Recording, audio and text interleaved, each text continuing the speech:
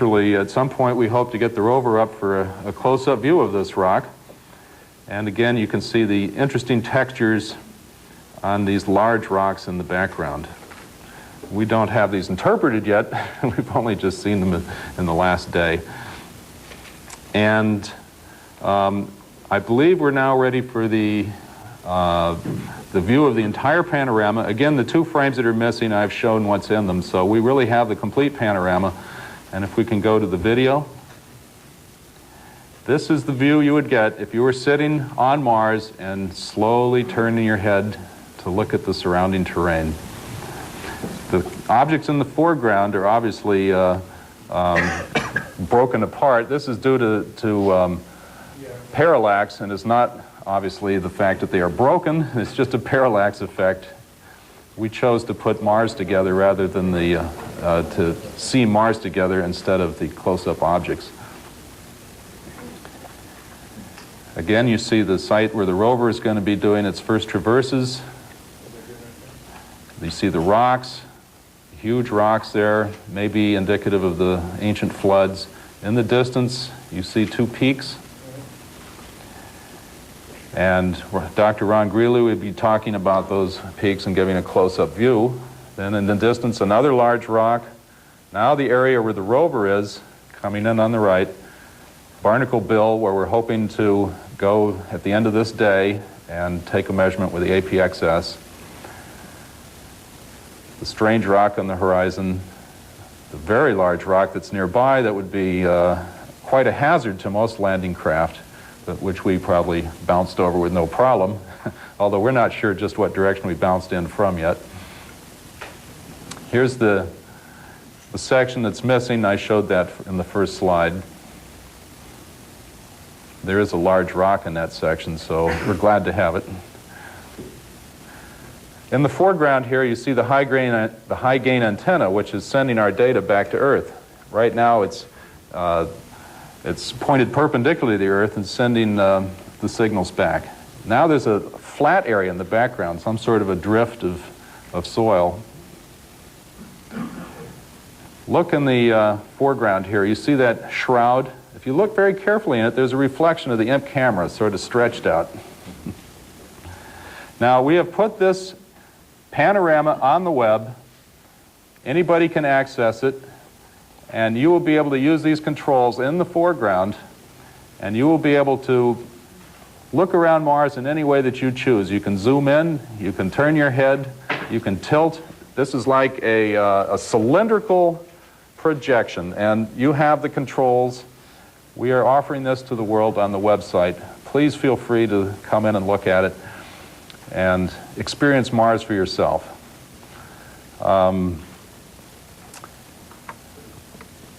I think the websites have been given out before. Maybe, Matt, you know the exact address? Yes, it's http://www.mpf.jpl.nasa.gov. We have now exceeded about 100 million hits, and we are soon to be the largest internet event in history.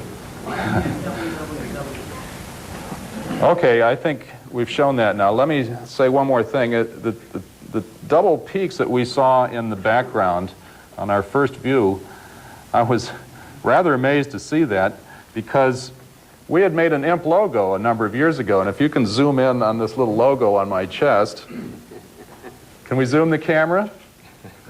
You'll see that the M of IMP in our logo is actually a double peak mountain. Not a triple peak, not a single peak, double peak. It's fate, I believe. In fact, someone asked me yesterday how I'm feeling. But today, in driving over here, I saw a huge white statue of Jesus Christ holding his arms up in the air and looking up over the San Gabriel Mountains. This seemed totally appropriate to me. Because the joy that fills my heart has overflowed my body and risen to the heavens and has reached to Mars. And with that, I turn the microphone to Ron Greeley. Thanks, Peter.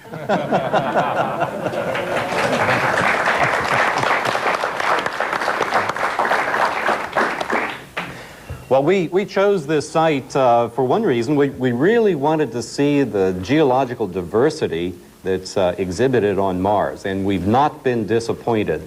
The pictures we're getting now from the IMP are showing that incredible diversity, and we've been working around the clock looking at the geology of the site. And what I'd like to do this morning is to share with you some of the results of that initial geological analysis. Now, we have on the screen the first view that Peter was referring to. This is the Twin Peaks area that we're going to refer to. And what we see here is a lot of detail that was really had no idea existed when we were looking at this area from orbit. And what I'd like to do is to draw your attention first to the peak on the right. And you'll notice this white stripe here. This has informally been referred to as the ski run. And at this point, we're not really quite sure what that is, but it's probably material, drift material that's moving down slope under the influence of gravity and leaving that bright stripe behind. Now, in later views, we hope to be able to look at this under different illumination, and we want to see if there's any topography along that white stripe. It could, in fact, be a gully-like feature, and if that's the case, then this is going to give us new insight into processes that are modifying the surface of Mars. Now, this particular conical structure has a smooth apron that's surrounding it, and this is very reminiscent of what we see in our home in southern Arizona, where the hills, the material is just sloughing off the sides and building up an apron like an alluvial fan. Now, we don't know if this is the result of water emplacement, runoff, or if it's simply downslope movement under the influence of gravity. Now let's turn our attention to the hill on the right. This is on the north side, and what we find really fascinating here is a series of horizontal bands. And in fact, we've counted 4 or 5 individual levels of these horizontal bands. Now, these could be either sedimentary layers, like we see in the walls of the Grand Canyon. They could be deposits that were banked up against the hill from water, or they could be terraces cut by erosion. These are all ideas that we're exploring currently. But the point is, these all are indicative of water activity. And as you know from previous briefings, this is in the floodplain of the Ares Vallis. The point is, we see evidence of multiple episodes of flooding, not just one catastrophic event, but many events. And the banding that we see here is an indication of that multiple event, okay, multiple flooding. Now, let's go to the color Twin Peaks view. We back off a little bit now, and here are these peaks. These peaks are a little over a mile away from the lander and stand several hundred meters high. Now, in the foreground, we see a variety of rocks, and some of these have already been talked about, but what really fascinates us are these rocks that are so rounded. And this, of course, is consistent with transport by water. And in the coming days and weeks, we're going to be able to look at the sizes of these rounded rocks and estimate the amount of water that carried them and emplaced them into their present location. These are some of the quantitative studies we'll be able to do with these pictures. We did not see rounded rocks like this at either Viking landing site. We also see a lot of rocks that are tabular and angular. And these angular rocks have been shaped by a different process than water. And there is a crater that's about 1 kilometer away from the landing site. It's not a big crater. It itself is only about 1 kilometer across.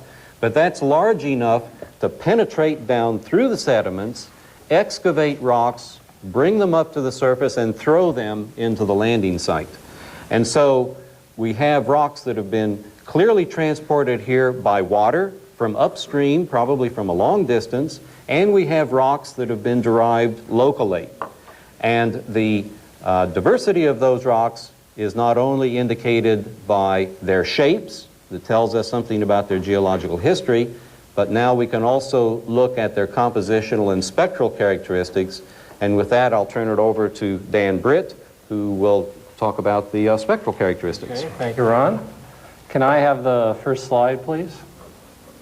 Or the next slide. Okay. What I have to show you today are two spaces, there we go, are two studies of rocks and soil in 3 colors. This is basically the results of our mission success pan, looking at them in red, green, blue. And even with those few colors, remember the IMP has 12 colors in total in the geology filters, we can tell that there's a great deal of variety. And I think that's the message that we're bringing here, is that we've got a cornucopia of rocks, soils, and processes. So this is a great example of what went on Mars, maybe in the early days, maybe in its middle age. So the first slide I'll show after this is of this area, and then we'll go over to this frame, which shows half of Barnacle Bill. So the next slide, please. Okay, this is a color image, 3 colors, red, green, blue, and a series of rocks. 1 and 2 are 2 rocks. Now notice something about these 2 rocks. You don't see a lot of detail, but one thing you don't see is they're not very red. The red.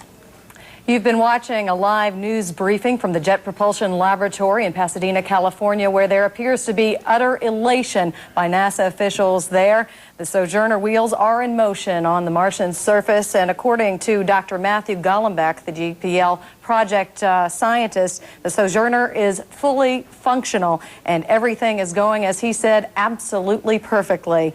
He said that the Sojourner has taken a panorama picture, which is more or less a planning tool, which will tell them where exactly Sojourner is and where they'd like to take it next. It also showed them a special rock, Barnacle Bill, which may be the first target for Sojourner, a rock that appears to have barnacle-like matter on it.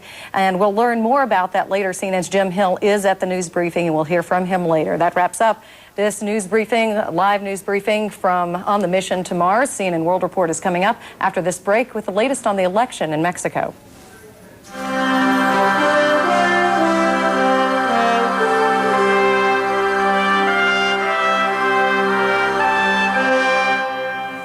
Canada's CNN World Report returns after a check of this hour's top stories. NASA is cranking up the Mars rover now, sending it crawling about the red planet.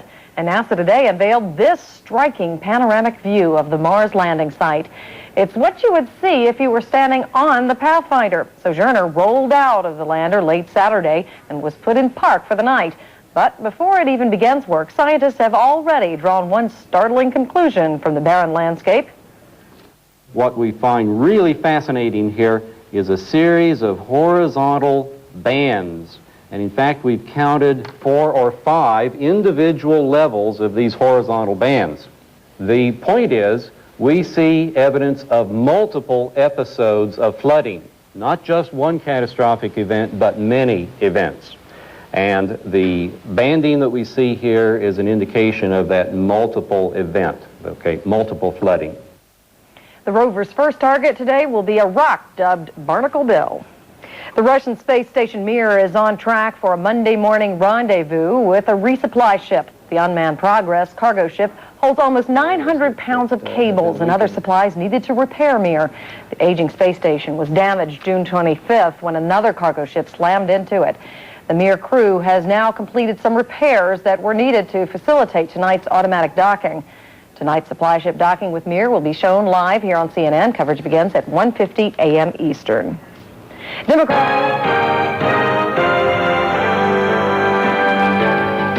Officials at the U.S. Space Agency, NASA, say Pathfinder's mission to Mars is going nearly perfectly. Earlier in the day, the Pathfinder's roving vehicle called Sojourner rolled off the lander and parked on the red planet. For the latest on the mission, we're going to go now to Pasadena, California, and CNN's Jim Hill. Jim? That's right, Jim. Here in Pasadena, people are still all smiles over the Pathfinder mission. It's truly a red-letter day all the way around. A short time ago, they released a series of photographs that showed the Sojourner, this little rover vehicle, a six-wheeled sort of microwave oven-looking device, creeping on down its ramp and onto the surface of Mars. It has someplace in its memory now stored the first information it got from sniffing the ground beneath it and analyzing just what the Martian soil might contain. The experts also released a series of panoramic pictures, a sort of 360-degree view of what's around the landing site, almost as if you stood there yourself and looked all around you. The scientists are very, very excited about the huge variety of rocks that they've found. Also in the distance, a couple of mountains they call the Twin Peaks, with a white area which they've dubbed the ski run, although obviously they don't know what it's composed of yet. But the scientists find this very, very interesting. Unlike the Viking mission, which landed in a relatively uninteresting area of Mars, this particular Pathfinder mission is in what they call a treasure trove of geology. There are jagged rocks, which would indicate they were thrown there by some violent event. There are round rocks, which scientists think might be consistent with having been pummeled and rolled there over long distances by perhaps a giant flood. There are different colors to the soil. Some is a reddish, oxidized type of dust that's seen all over the planet, but other types of soil are of a much different color, so they're anxious to analyze these things. Scientists have even gone so far as to start naming some of the things. They have a rock called Barnacle Bill, which is the next one set to be examined. Other rocks are called, Flat Top, because it looks like a table. There's one called Yogi. I don't know why it's called that. And even a whitish-colored rock, which they have named Casper, after Casper, the friendly ghost. So the scientists are still keeping their good humor. They're very, very excited by what they're seeing, and they really can't wait to have this Sojourner rover get its little metal nose against these rocks and start sending back analytical information about the exact composition and perhaps the history of Mars. I wonder, I'm probably getting ahead of myself a little bit here, but just viewing all the excitement that we've seen down there with the scientists and knowing that this is only about, the second, third day that we've been able to take a look at some of these snapshots and see the images that are coming back there. How long can Sojourner continue to operate there along with, in tandem with Pathfinder? How long could this mission go on sending back data to the scientists? Well, the mission will be going on through the week. They have a lot of work that's set up for the rover through the week. How long it can stay there, well, they're going to kind of make that up as they go along. This is a solar-powered mission. The rover is solar-powered, has panels on its back. Also, Pathfinder is solar-powered. So presumably, until something goes wrong, they can keep moving this vehicle out farther and farther and into ever more adventurous little missions to try to analyze the soil and the rocks. So really, I think at this point, it's kind of open-ended in that regard. You know, give us a little bit of insight if you can. I don't know whether you know this or not, Jim, but we see the celebrations going on in the control room there as each bit of data comes in, as Sojourner is able to get down the ramp and onto the surface of Mars. Has there been a lot of partying outside the control room? Not as much as there was the first day of the landing.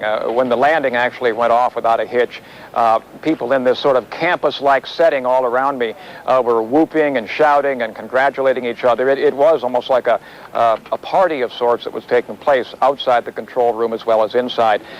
There's still a lot of excitement in the air, but you know, there's one success after the other, and really it's become almost routine now to expect these kinds of great events, and so scientists are taking them a little bit more in stride now. But certainly they're very, very happy.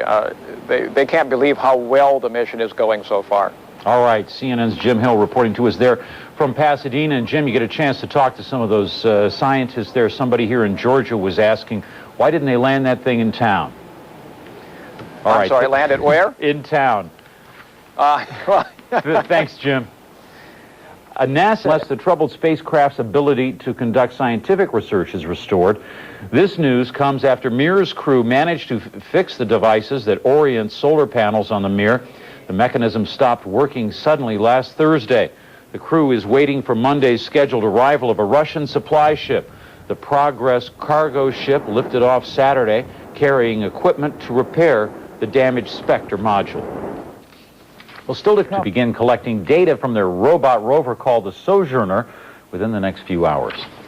U.S. space officials say they have not decided whether they're going to follow through on plans to send yet another American astronaut to the Mir space station.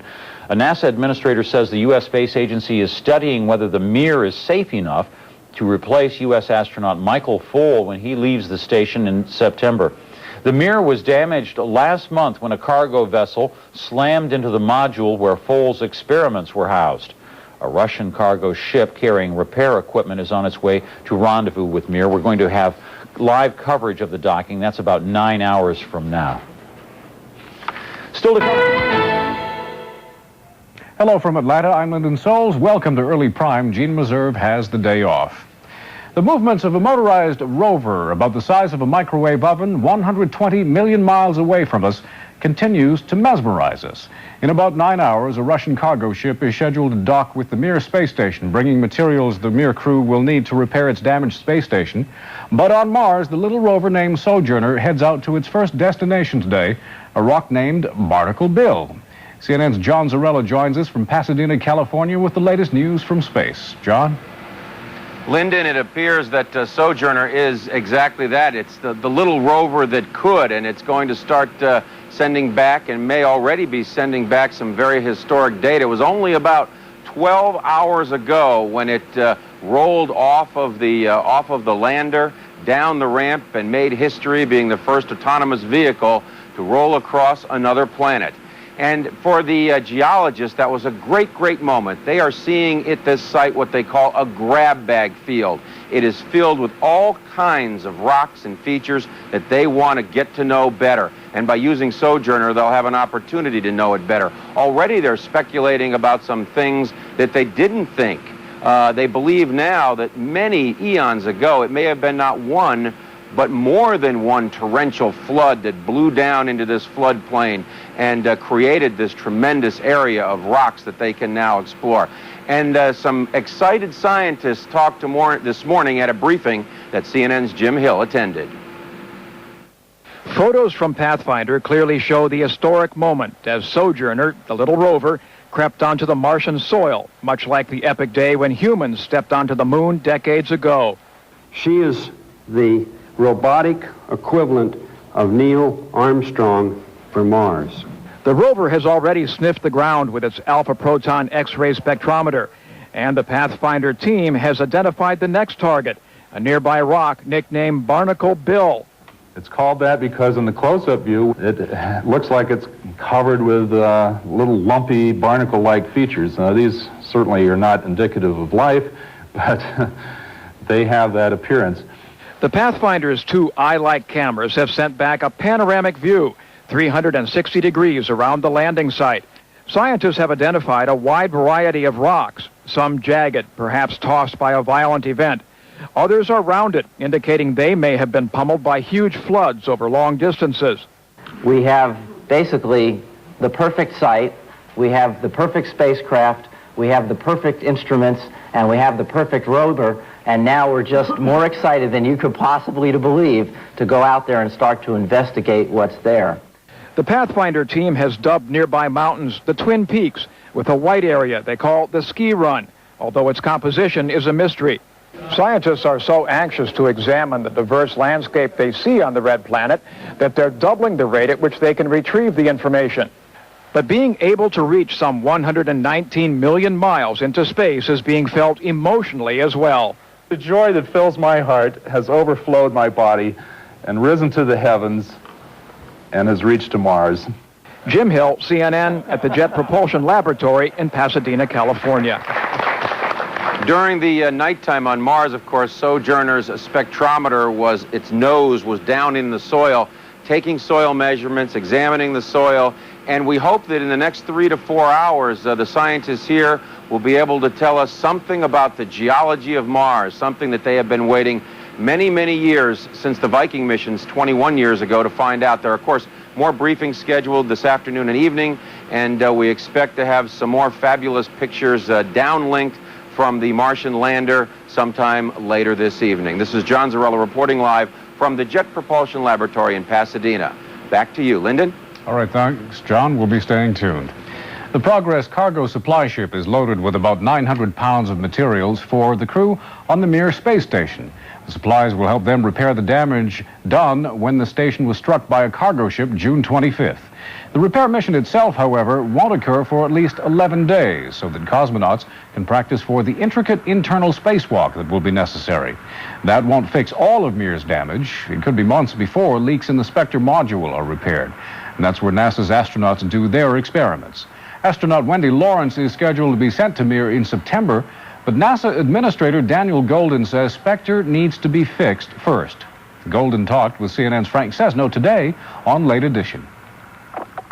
People are working to assure that it has a level of safety that we think is okay. But we will... Productive? Well, right now, it cannot be productive because we have to get the Mir space station back into shape. But we will be looking at this, and we will not send Wendy up unless it's appropriate. So if it's not made productive, if the repairs aren't made, she doesn't go? We must have a productive set of data because just sending someone to sit on the Mir station would not be appropriate.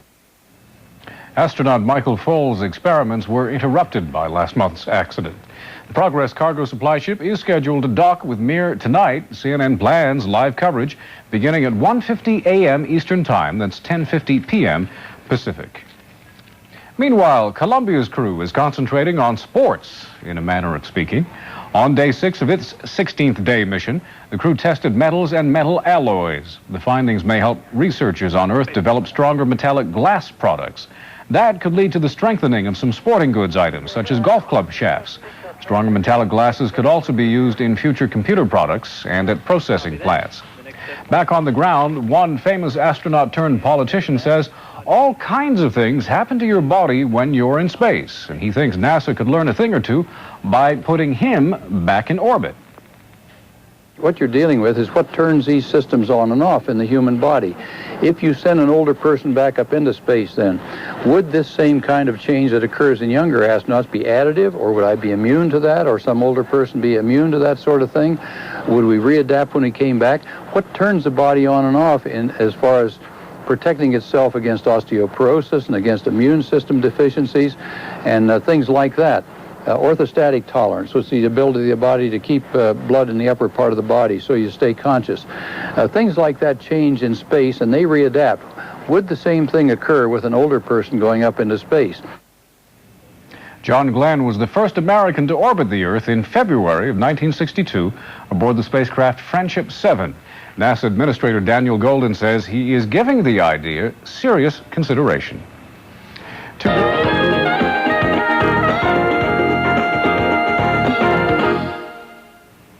Well, it was bound Atlanta. I'm Lyndon Souls. Welcome to CNN's Worldview. Gene Meserve has the day off. The head of the U.S. Space Agency says another American astronaut won't be sent to the Russian Mir space station unless useful research can be done there. NASA Administrator Daniel Golden says he is convinced the damaged space station is safe, but he says that's not enough reason to send astronaut Wendy Lawrence to Mir in September.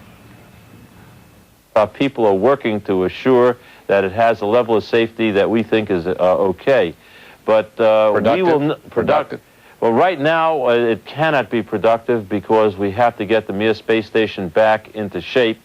But we will be looking at this, and we will not send Wendy up unless it's appropriate. So if it's not made productive, if the repairs aren't made, she doesn't go? We must have a productive set of data because just sending someone to sit on the Mir station would not be appropriate. An unmanned cargo ship is on the way to Mir with repair supplies. It's supposed to dock with Mir in about 8 hours. CNN will have live coverage of the docking starting at 1:50 a.m. Eastern Time. And CNN will also have live coverage of a NASA news conference about Mir Monday at 2:30 p.m. Eastern.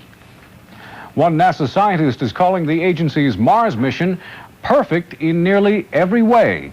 Earthlings are getting first-ever glimpses of the Martian landscape.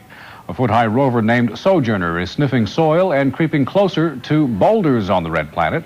CNN's John Zarella joins us from NASA's Jet Propulsion Laboratory in Pasadena, California, with an update. John? Good evening, Lyndon. Well, just how excited is the world's public, our viewers, everyone out there about this mission? Well, NASA's website is quickly becoming the Super Bowl of websites. 100,000 100 million hits now on the website, and that's just in just a couple of days. So just phenomenal interest around the world, and much of that interest, of course, generated by the sensational images and pictures that have come back. And they've enhanced some of the photographs already. And of course, when Sojourner went off of the lander down the ramp last night, it came to rest very close to a little rock on its left-hand side, and that rock is called Barnacle Bill. And you can see it there, the little arrow pointing to Barnacle Bill, and that will be the first rock that Sojourner will go, and with its alpha proton X-ray spectrometer, go over and sniff it and get a chemical analysis of that rock. The scientists here, the geologists, are tremendously excited.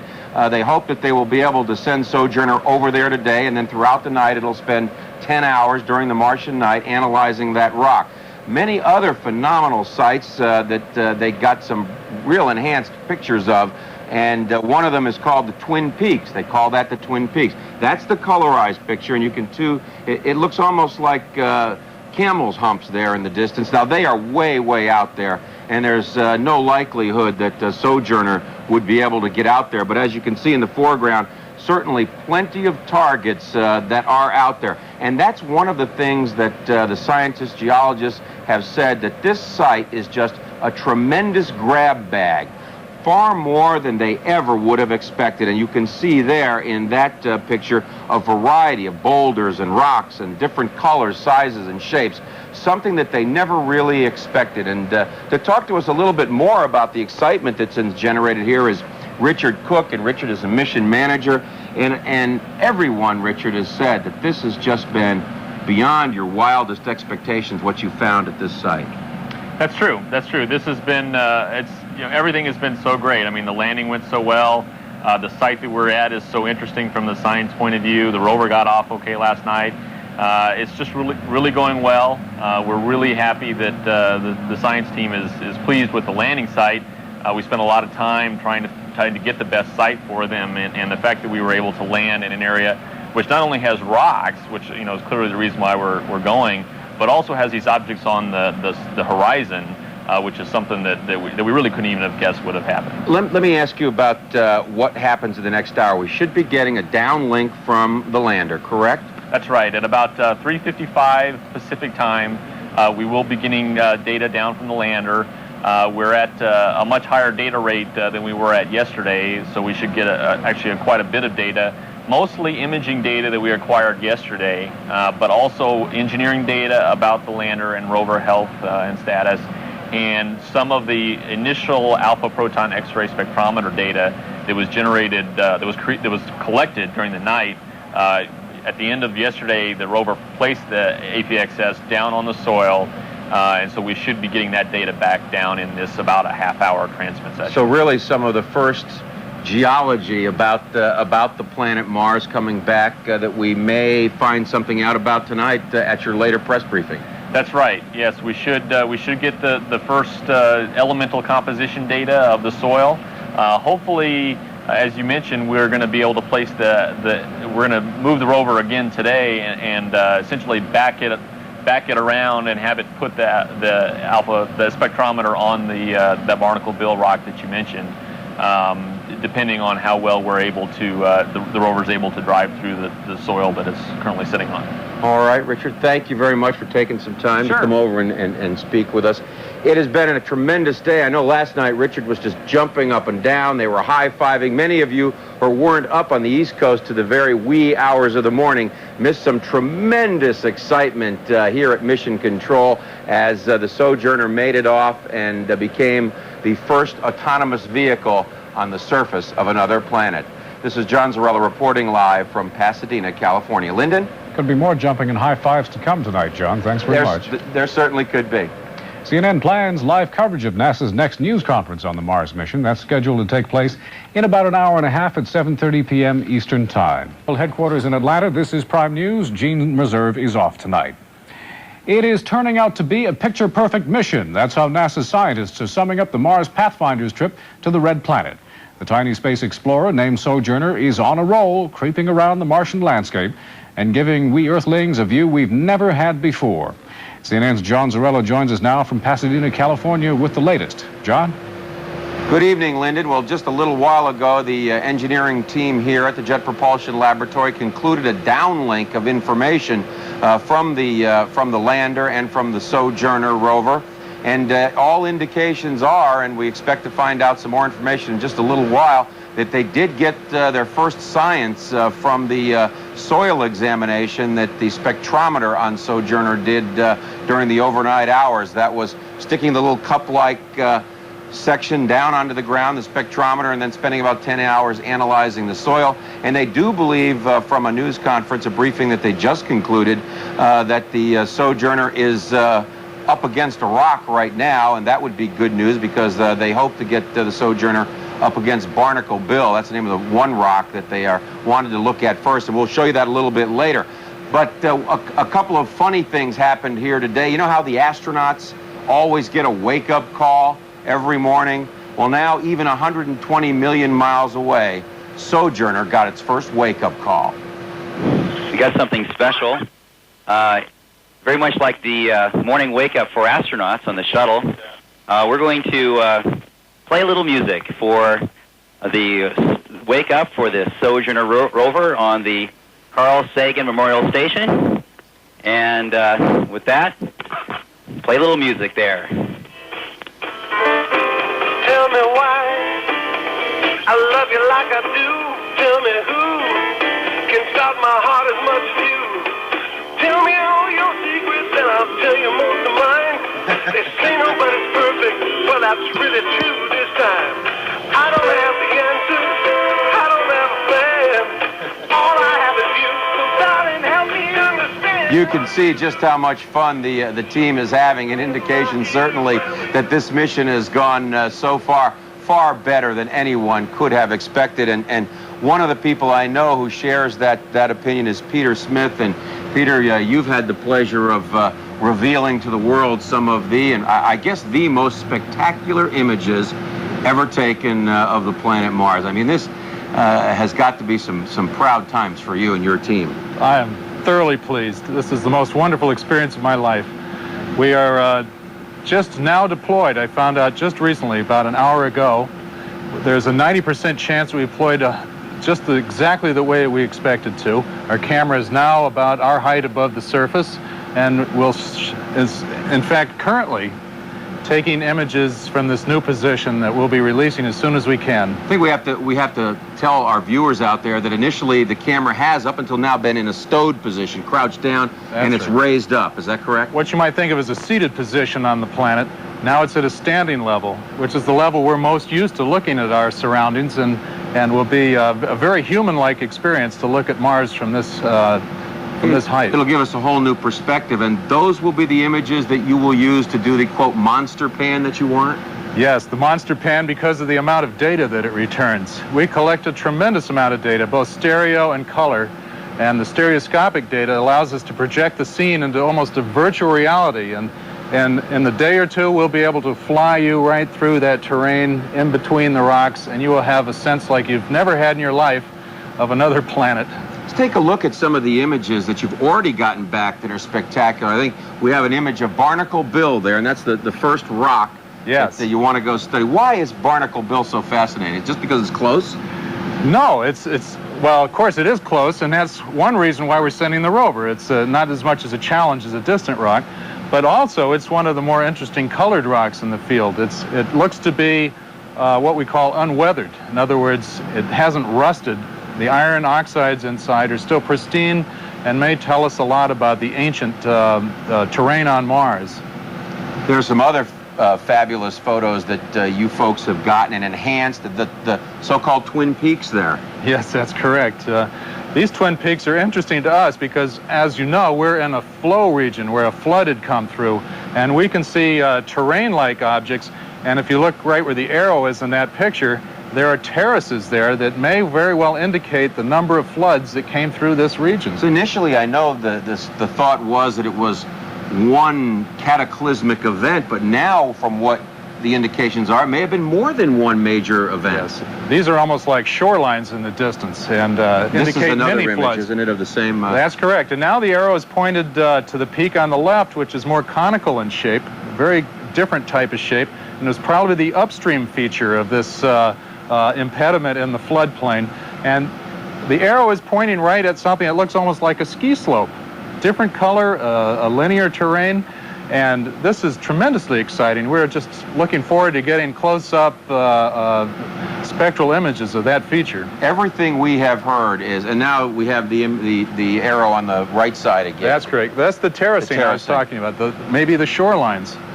Amazing, just in the foreground there, the tremendous amount of rocky material. I mean, this site, the geologists are saying, is just so much better than Viking ever was.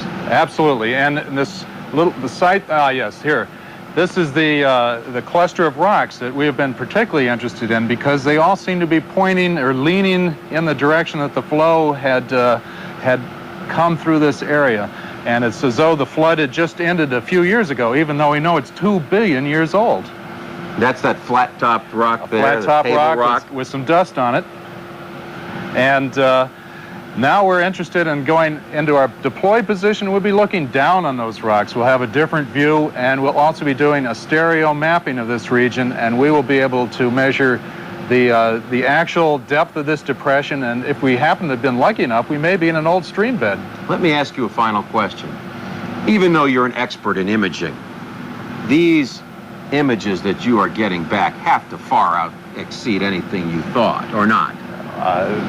They are what I had imagined at the beginning of the project, but as the project went on, I got more and more ready to compromise, you know, but now here we are right back at that first thrill when I first imagined what the camera could be like.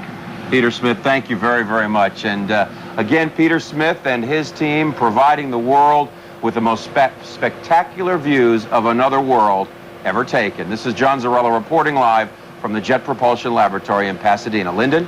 Sounds like the best is yet to come, John. Thanks very much to you and Peter. NASA says it will not send a replacement astronaut to Russia's troubled Mir space station until it's sure the assignment is safe. Mir lost half its power June 25th in a collision with an unmanned cargo vessel. The space station is scheduled to dock in a few hours with a Russian cargo ship launched Saturday that contains materials to repair the damaged module. On Late Edition Sunday, a top NASA official told CNN's Frank Sesno the space agency will await an evaluation before sending Navy Commander Wendy Lawrence as scheduled to Mir in September. People are working to assure that it has a level of safety that we think is okay. But we will... Productive. Well, right now, it cannot be productive because we have to get the Mir space station back into shape. But we will be looking at this, and we will not send Wendy up unless it's appropriate. So if it's not made productive, if the repairs aren't made, she doesn't go. We must have a productive set of data because just sending someone to sit on the Mir station would not be appropriate. CNN will update you on the docking of the cargo ship Progress at 1:50 a.m. Eastern Time. And still to come on Prime News, unrest around the globe as a march in Northern Ireland touches off a clash between Catholics, Protestants, and police. Headquarters in Atlanta, welcome to the world today. Gene Meserve is off. Neil Armstrong on Mars, or the robotic equivalent thereof. That's how the U.S. Space Agency, NASA, is characterizing the exploits of that little-known Mars rover known as Sojourner. With the latest on the journey to the Red Planet, here is CNN's John Zarrella in Pasadena, California. John? This is just a snap-on cover anyway. Lyndon, well, in comparison to the last couple of days, at least for those of us outsiders, today has been a little bit slower. They received data back from the Sojourner, from the lander. The Sojourner did carry out experiments, some soil experiments. The data did get back here, but that won't be released until tomorrow morning during a 10 a.m., that's 10 a.m. Pacific time, press briefing. So they'll have the information then on what the chemistry, at least an initial analysis of the chemistry of the Martian soil is. Now, part of what they hoped to do last night was to get the rover down. It was a dramatic event as the rover came down off of the lander and took its first drive across the Mars. You can see it there. The movie, the rover movie, as the rover made it down and then stopped on the Martian surface. The first automated vehicle to ever take a drive across another planet. And there again, you can see another image of that. And on the left side of the image, you can see Barnacle Bill. And Barnacle Bill is the rock affectionately named, and it will be the first of the rocks that they hope for Sojourner to get over to and put its spectrometer, its sniffer onto Barnacle Bill there on the left. And as a matter of fact, it's probably on its way over there right about now. And what we're going to do is talk with a couple of the folks here at the Jet Propulsion Laboratory who are involved principally in this entire rover operation. Matt Williams and Matt Wallace, excuse me. Matt, tell us what's going on right now with Sojourner. What is it doing? Sure. Just about 2 hours ago, we uplinked what we call our Sol 3, our third Martian day sequence. And really all we told the rover to do at that point was to just wait for about 3 hours until the sun climbs high enough in the Martian sky that we can perform most of our operations on solar power. And right now, we're still pretty much in that wait. In another 15 to 20 minutes or so, we're going to start our day's activities. So in the next 15 or 20 minutes, you will begin to make the move towards the rock affectionately known as Barnacle Bill. Howard Eisen is here with us also, and he has the rover, or a mock-up of the rover. And Howard, can you run through with us what exactly the rover will be doing with those commands? Sure, John. The rover was pointing at the lander because it had come down the lander ramp yesterday. Now it comes down off the ramp and it will begin a turn, and it will turn in place until it is facing the rock. And we can just assume this little rock here is Barnacle Bill, which hopefully is much larger than that. It's our CNN rock field we built especially for you. The rover will back up about this far. And the APXS, which is the sniffer right on the back of it, will back right into the rock. Of course, we don't have the sniffer on this model. Sorry, not on this one. But where would that be located for those? The APXS instrument is located approximately right here. We will extend it part way so it's about here at an angle similar to this, and we'll back right up into the rock.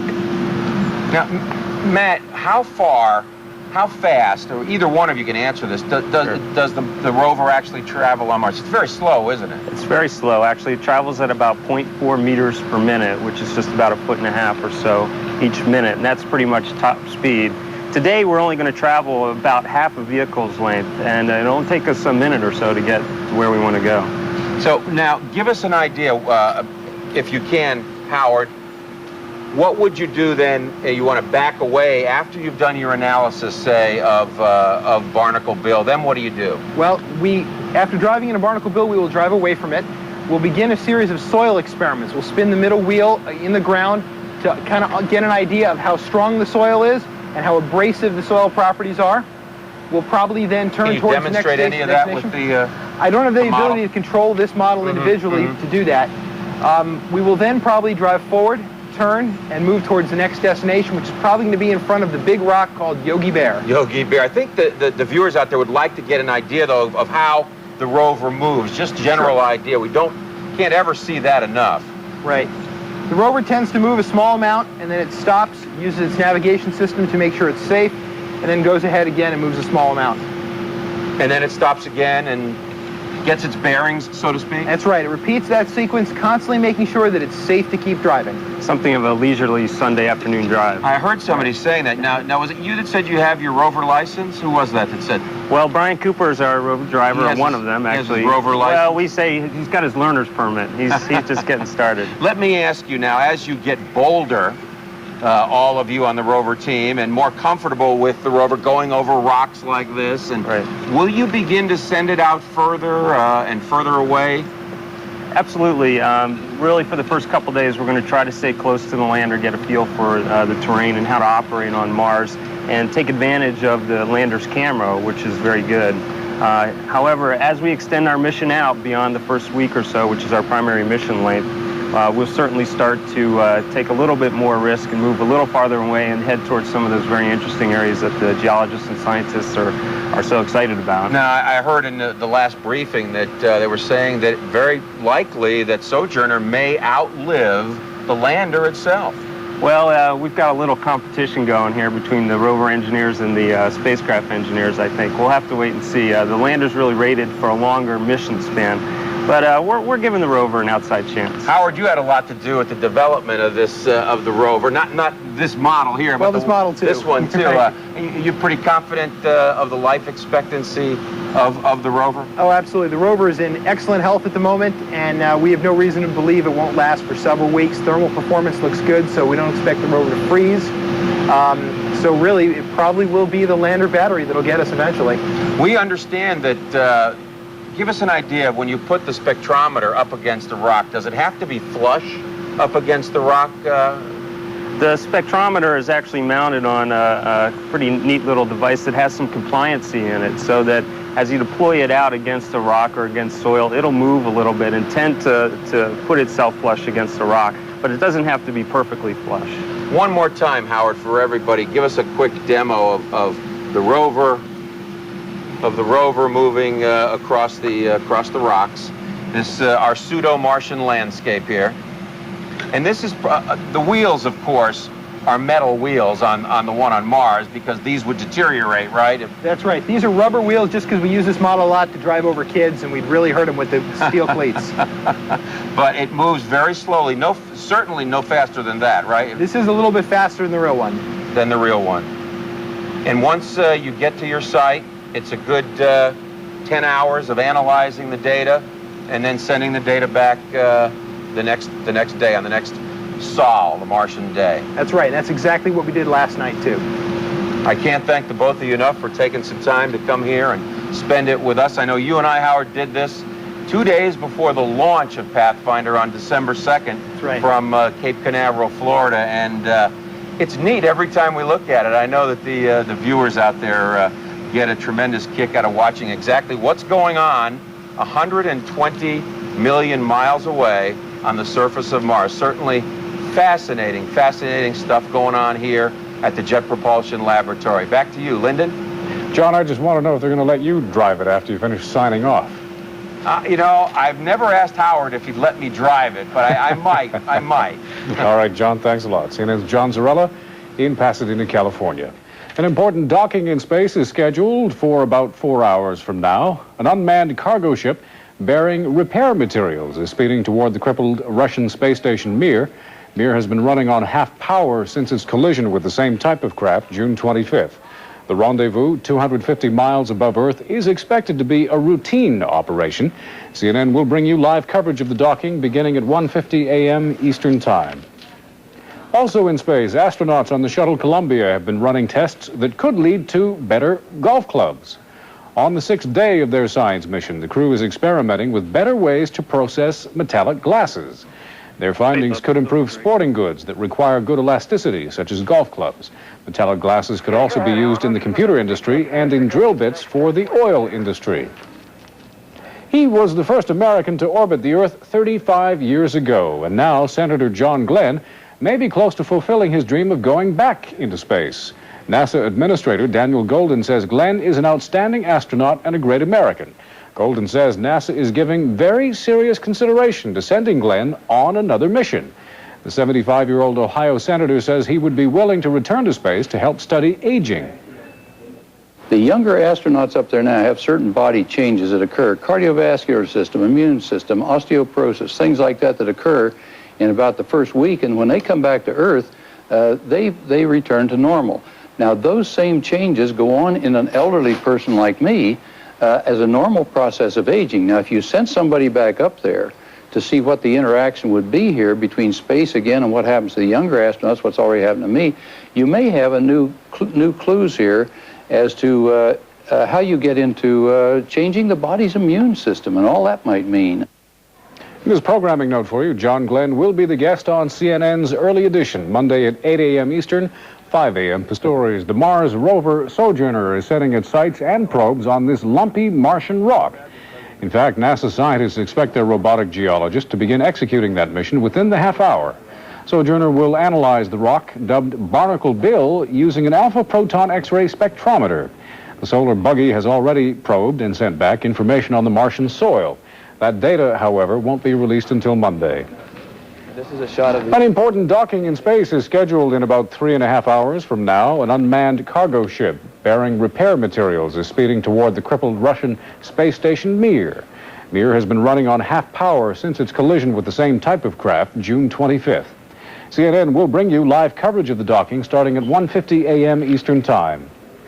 The Russian Mir space station is expected to complete what's normally a routine operation. But the space station's scheduled docking with an M35 Progress station 400 kilometers above Earth is anything but routine. It's crucial. Mir desperately needs the 800 pounds of repair equipment on board the Progress craft. The Russian space station was damaged after the same type of cargo ship crashed into it on June 25th during a manual docking exercise. CNN will bring you live coverage of the Mir docking in about 2 hours from now. Meanwhile, further away from Earth, the Sojourner has begun its mission on Mars, becoming the first mobile vehicle to roam another planet. On Monday, the Sojourner rover is to drop its probe into a nearby rock named Barnacle Bill. The bumpy rock is said to be about the size of the rover. An alpha proton X-ray spectrometer is being inserted into the rock in the hope of gaining more information about the planet.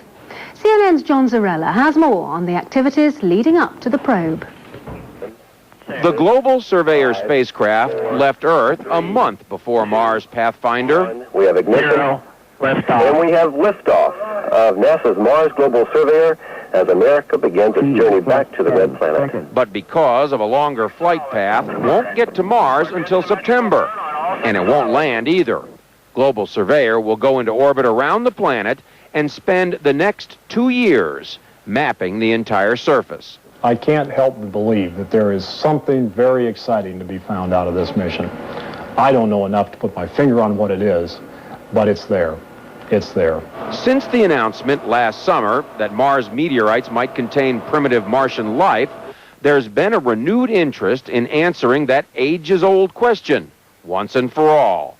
Surveyor can't do that, but its detailed maps should help scientists decide where to go to look for life.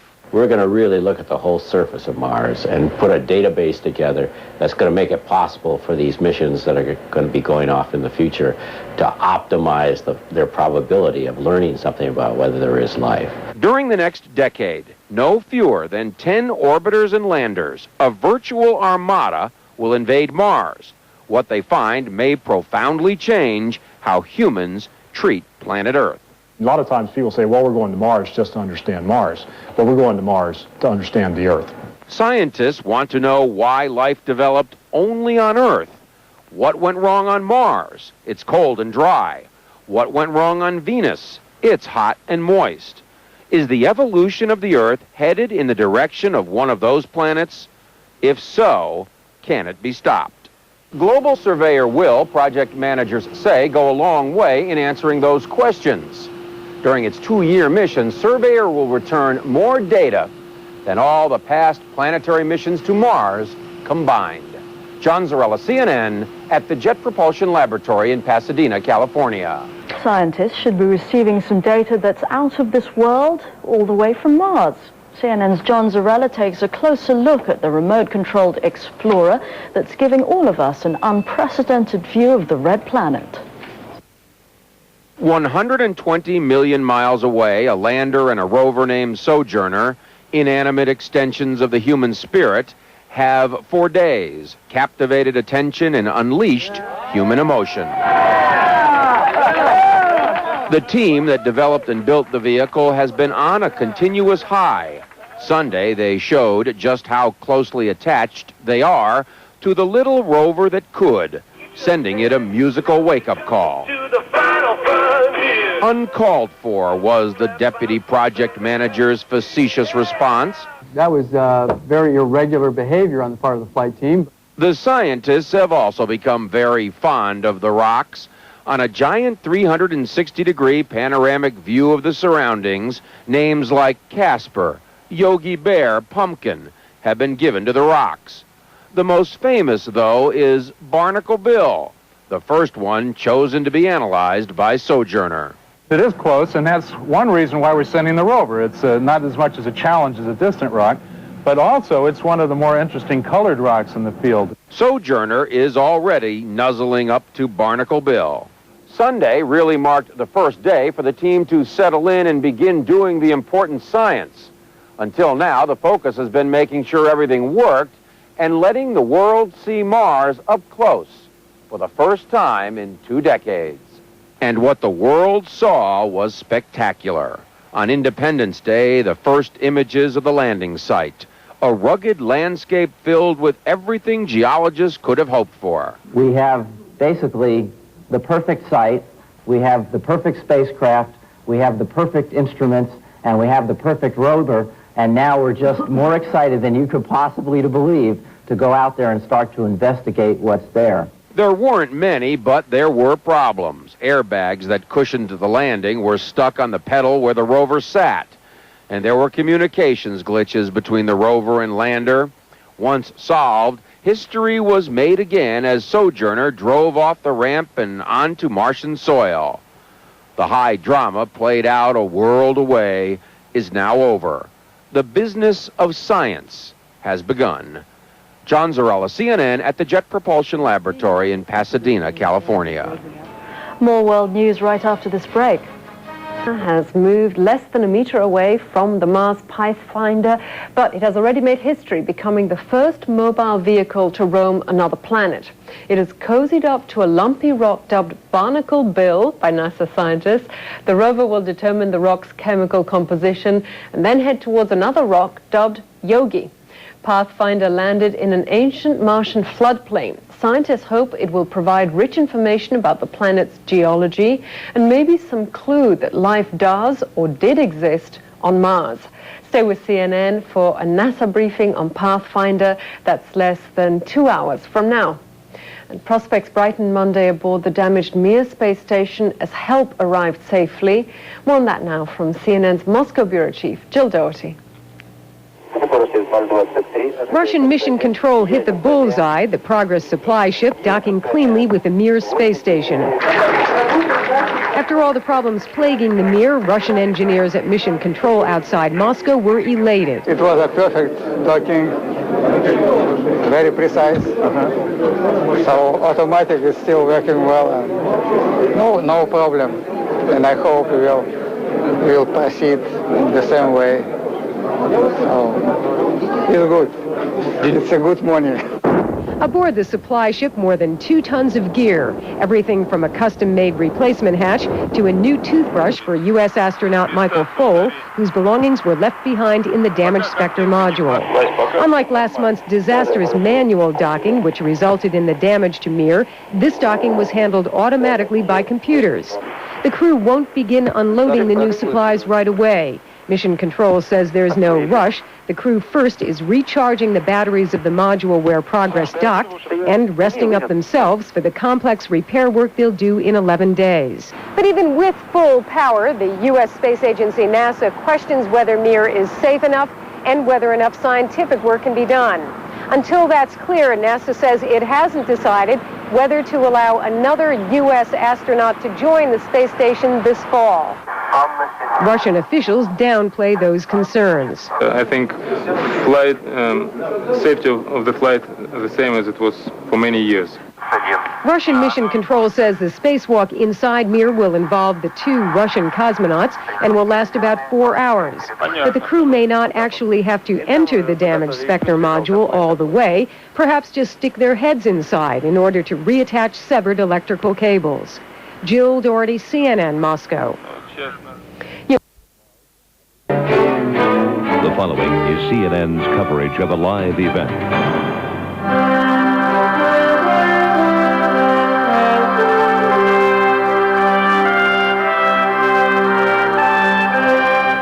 Hello, our big picture of the red planet is about to get bigger. We may be just minutes away from seeing new color images from Mars. I'm Lou Waters.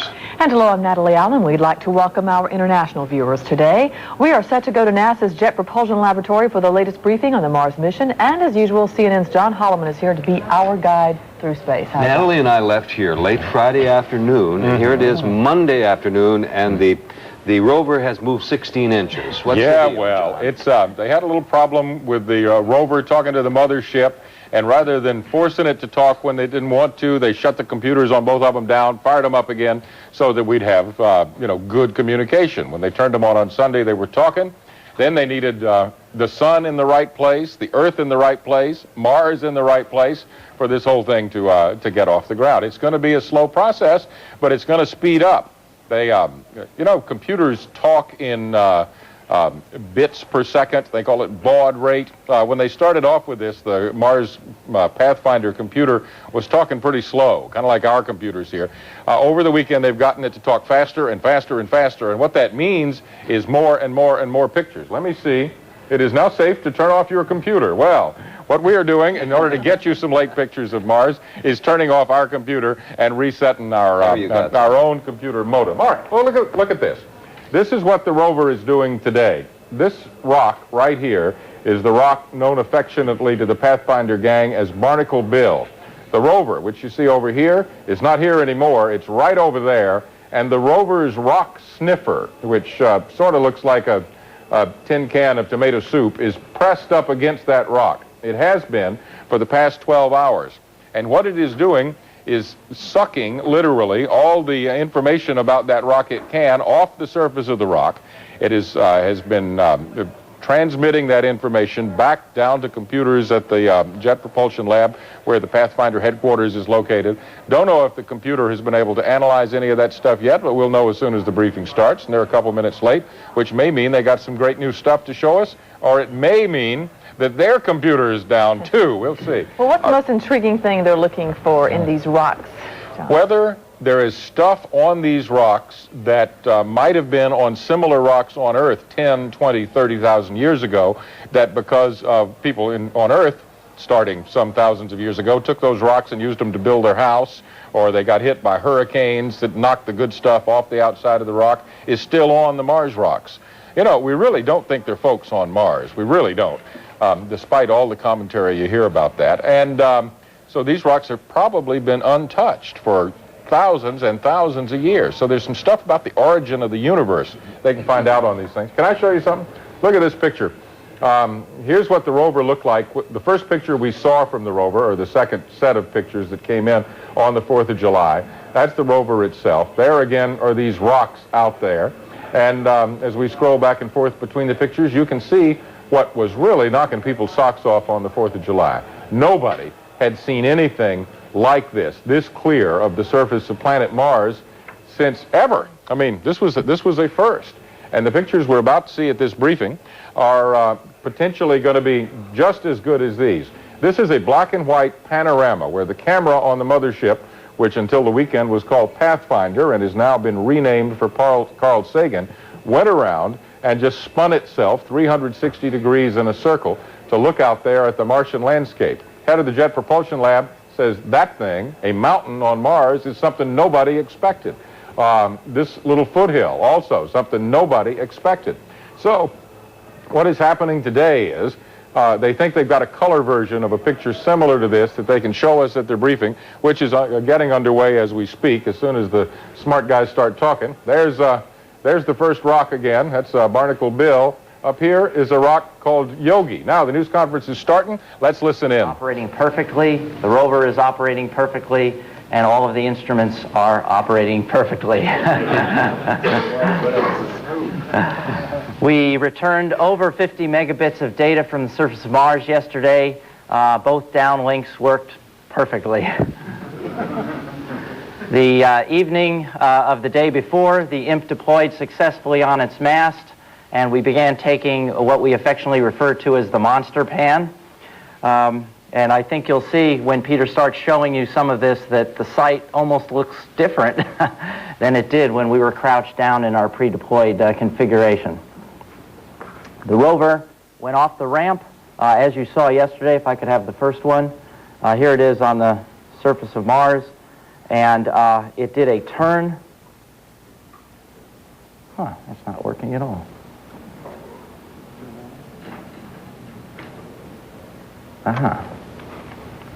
No?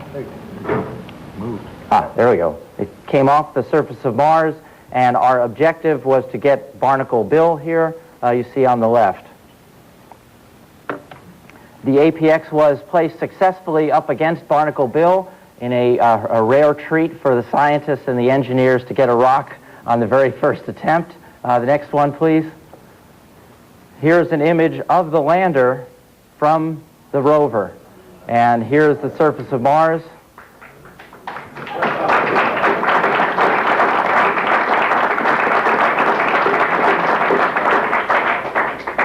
Here you can see how fluffy the airbags are, and you can just get a glimpse of our friend, the high-gain antenna that all of the scientists have grown to know and love here. It's the first picture ever taken of the mothership from the rover. Here is a picture showing the surface of Mars from the rover and the wheel tracks left by the rover as it backed off of the ramp and then turned around. It did a pirouette in order to get to Barnacle Bill. Here are the wheel tracks on the surface. Next one. And finally, proof that our rover has nestled up and kissed affectionately Barnacle Bill.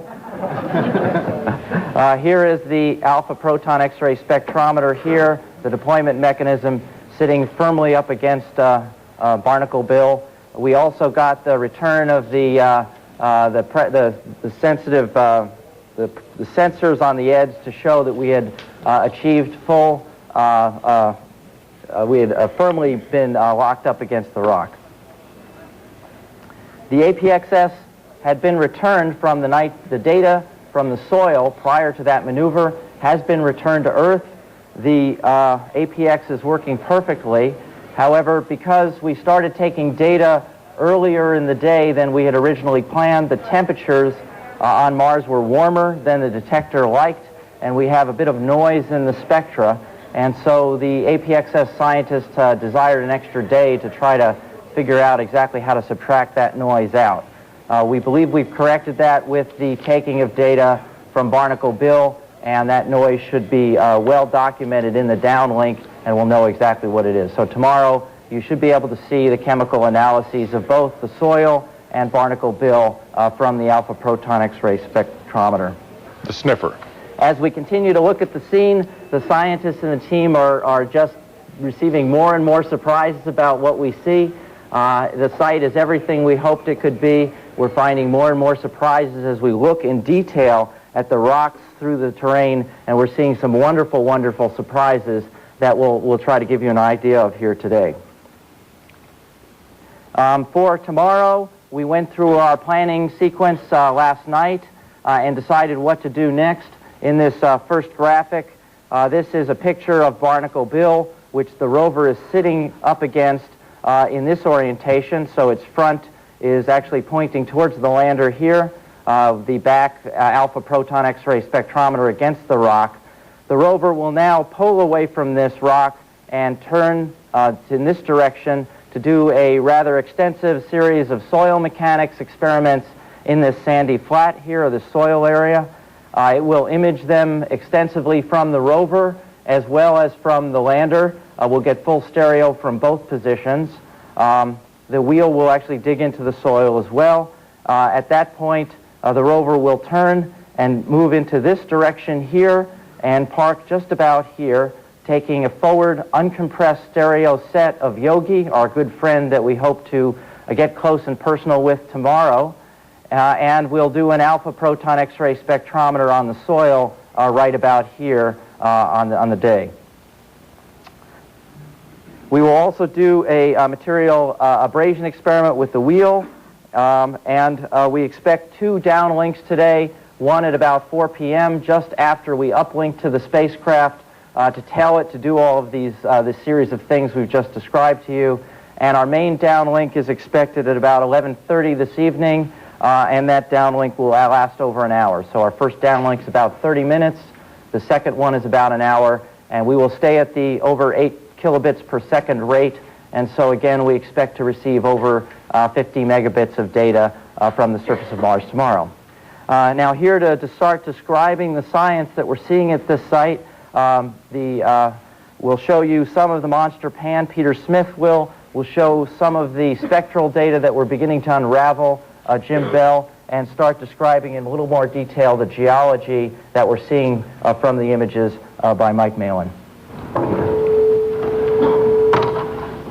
At the end of the second Martian day, IMP, the Pathfinder camera, rose up. We now have the ability to look at our landing site from a standing position. There are those large boulders that formed much of our horizon when we were in the seated position now seem small. And as we look over them and realize they're only 1 or 2 feet high, we have a new perspective. With this new perspective, let's look again together at some of the features that have become familiar to us in the last few days. Imagine looking down at the rover exit ramp, seeing the Sojourner where she stopped after first rolling onto Mars, and now you're raising your head towards the direction that she is traveling today, near a rock named Yogi, and finally you turn your head towards the south and look past the Twin Peaks that we've been describing towards the interesting collection of rocks. And if I can have the video.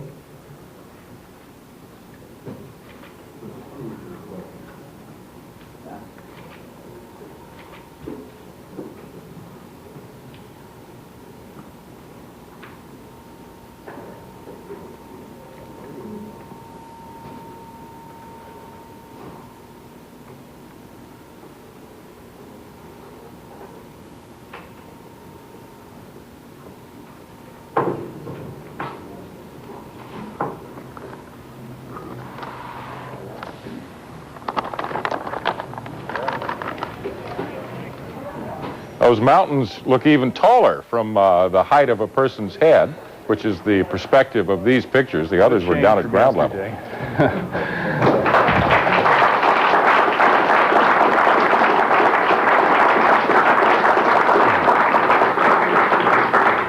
Now let me show you a few stills. And the first one is back to the collection of rocks, and I'm going to try and go sort of in reverse order to the video you just saw and point out just a few of the features that we are discussing in the science area, and then we're going to have some more detailed discussion from my colleagues here on my left. But just to introduce the subject, as you look at this collection of rocks, for scale, this rock right here, from top to bottom, which seemed so large yesterday, is really about a foot high. And if you were walking down a trail, you'd step right over it and wouldn't be too impressed. But yesterday, we thought it was huge. And as you look at this collection of rocks, and we've seen this in stereo, which I'm not able to display to you today, but certainly in the near future, hopefully tomorrow, you notice there's kind of a little swale along here. This is actually a channel back behind those rocks. We're on the edge of a channel. Now, if I can have and this, we're going to discuss this more. Mike Malin is going to talk about this. And then the next slide, we go to the right. These are the Twin Peaks that Ron Greeley discussed yesterday. Now you can see the layering very prominent on this right-hand peak that's sort of rounded. And this conical shaped peak with its peculiar coloration on the slope is really one of the interesting features that we are hoping to get a close-up, lossless, full-color, everything we can do data set on that peak. This is really very interesting to us. The next one shows what we affectionately called the couch in the background, which yesterday looked like it was sitting on this rock. But now, obviously, it's way into the background and still has a very unusual appearance, but definitely a rock. Let's see. And now I'm going to talk a little about the rover. Matt has already mentioned this. Perhaps we didn't coordinate as well as we should have, but I'm going to show some of the same slides. But maybe I'll give it a little different thrust as I talk about it. The next picture, please. This is where the rover ended up at the end of, I believe it was the second day. It's where it exited off the ramp. This is seen now from the standing position. And this is Barnacle Bill here to the left. Now this wheel being broken is not really broken. This is a parallax effect that I've talked about in the past. So this is something we can correct later in the future, so just ignore that. But you can see there's a little bit of a depression around this rock, and lots of texture in the soil. In fact, the soil looks quite a bit different. If you look at this little pebble here, there's actually a little streak of sand to the left of it. A lot of interesting things. Looks very different from this view to us. And then the next picture, this is as the rover, yes, Sojourner was making her turn, and you can see the wheel tracks where it turned going around to aim itself at the rock. Next picture. You've already seen this one. Next picture, please. This is looking back at the spacecraft. And then again, I'm going to show it against the rock. Next picture. But again, look at these wind streaks off of these pebbles. And certainly off of this larger rock. It looks very different from this direction. And the texture in the soil is beautifully preserved in this picture. These are compressed 6:1, whereas the pictures you've seen yesterday were 12:1. So we have a substantial improvement in this picture. And now as to the future of Sojourner as she makes her way across the Martian surface, the next picture, oh, excuse me, this is a close-up of the rock itself taken from the rover's rear camera in color. And here's the APXS. And this is one of the deployment springs right here that pushes it up against the rocks. And here's the texture of Barnacle Bill and the coloration. Next picture, please.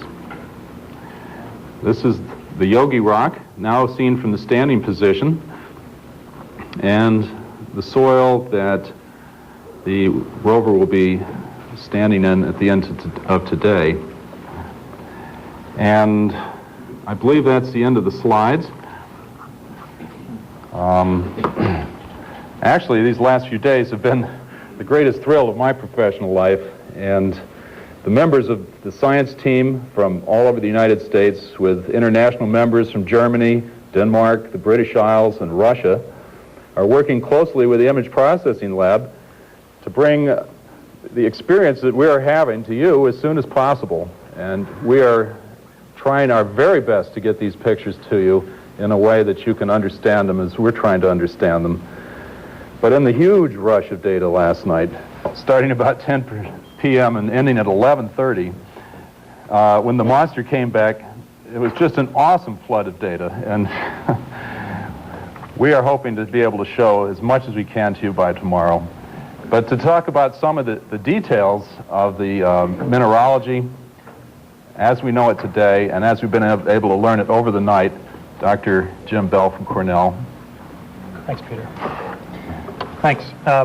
Peter talked about a new perspective that we gained when the imp raised itself up. And what I'd like to talk about a little bit for a few minutes right now is a new perspective that we're gaining through another part of the imp, and that is all of its color filters. Most of the pictures we've seen so far have been in black and white. We wanted very early in the mission to get back as much information as we could on the broad brush view of the landing site, and so we just sent down black and white data with a little bit of color. You saw that tantalizing glimpse in the mission success pan on Sol 1. And now we're starting to get back some more of the color data that IMP can provide us. IMP has 12 filters dedicated to color geologic mapping. And why is it important to get good color information? Well, of course, you get beautiful, pretty pictures. That's wonderful.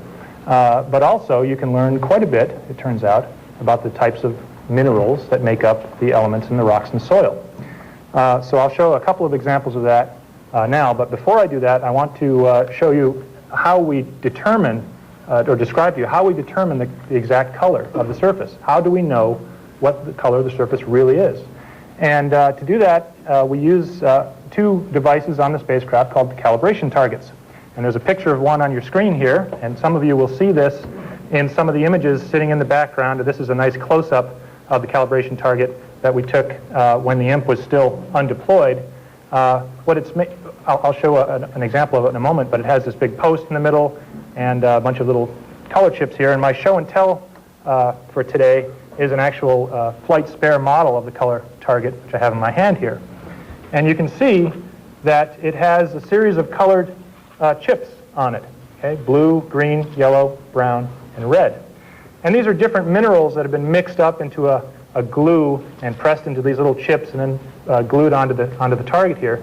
And we know very well what the precise colors of these little chips are. Okay, so these provide a way to double check the color in the images that we see coming from Mars.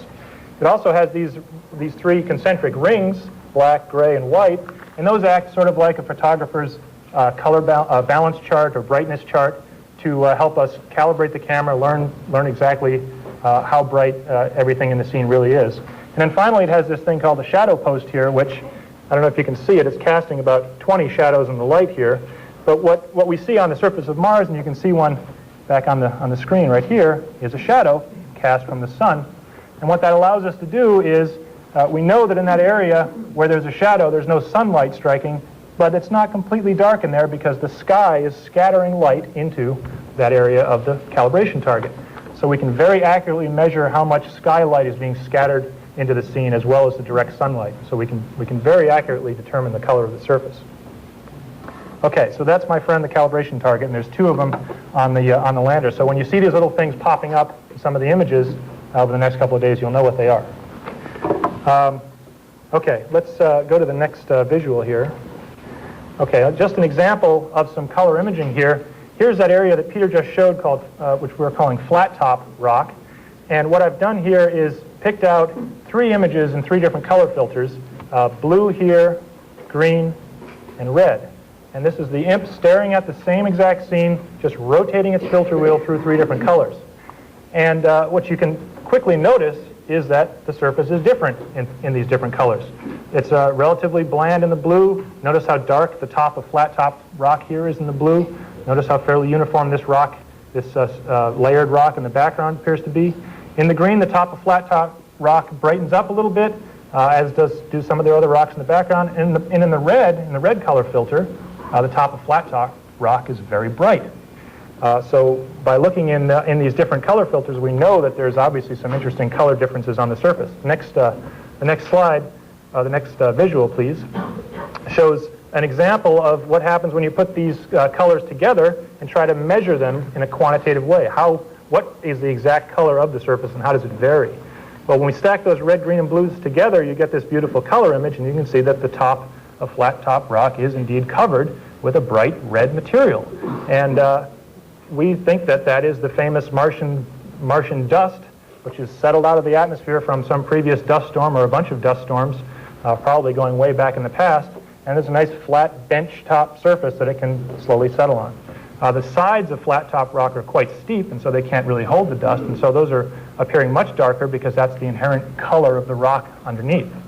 Now we can try to measure these colors a little more accurately, and I would do my colleagues injustice if I didn't show some squiggly lines, so I'll show some.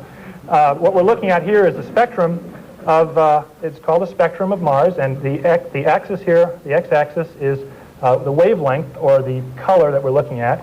Our eyes, the human eye, are sensitive in this range from about 0.4 to 0.7 or so, microns in this scale. Here's blue, green, and red. And how bright the surface is plotted on this axis over here. Okay, so if something is reflecting 30% of the sunlight that strikes the surface, it'll plot up here at 0.3. So the point number 1 here is the deposit, the fine stuff sitting on top of flat top rock, and it reflects light this way in this style with color. Very high reflection in the red, much lower in the green, and very low in the blue. And just for comparison, we'll look at another rock in the background here, number 4, which is a much darker rock. Okay, number 4 is this bottom blue line, much darker, and you can see it's much less red. Okay, so we're using data like this to try to interpret the types of minerals that these rocks and soils are made of, because we can make the same kind of color measurements in the laboratory on Earth. We can go out to the desert and pick up some dirt and rocks, or go up to places like Mauna Kea in Hawaii, which have dirt and soils that are very similar to the surface of Mars, measure them in the laboratory, and make similar types of plots, and compare the results. And what the conclusions we're coming to are that these bright red dust deposits are very enriched in oxidized iron. Okay, it's the surface of Mars is rusting. We don't know when it's rusting. We don't know how fast it's rusting. We hope to find these things out. But the surface starts from, many areas of the surface start from these black, probably volcanic rocks similar to those that you might see in Hawaii or the desert Southwest. And over time, the fact that there's an oxidizing atmosphere eats up these rock surfaces and causes this oxidation. Now, everything is not the same. We see variations. There's different types of soil here. There's different color soil there. There's different types of rocks. This has just been an absolutely wonderful surprise. We we weren't expecting the level of color diversity that we're seeing. And so we're eagerly anticipating some additional colors coming in. And go to the next view graph and get a preview of this.